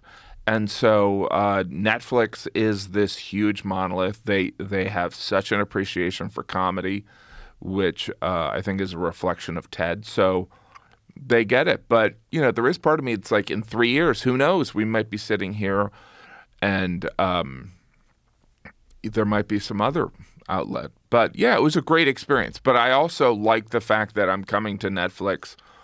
It's been a couple years, so I'm kind of new. Like new is pretty important in the entertainment industry. We all looked at you doing that like you were jumping onto a new ice shelf. Like, look at him go. Yeah. Look at him out there. I mean, Amazon, there's a lot of people that saw it. It was a big risk.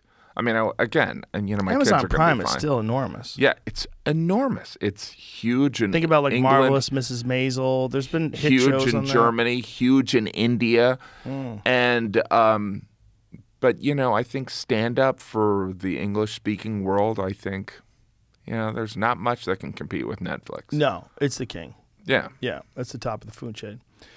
All right, Jim Gaffigan, you're the shit. Appreciate Thank you you very much. Always fun to Appreciate hang it. out with you. Thank you We should so do this much. more often. Appreciate it. That's it. Bye, everybody.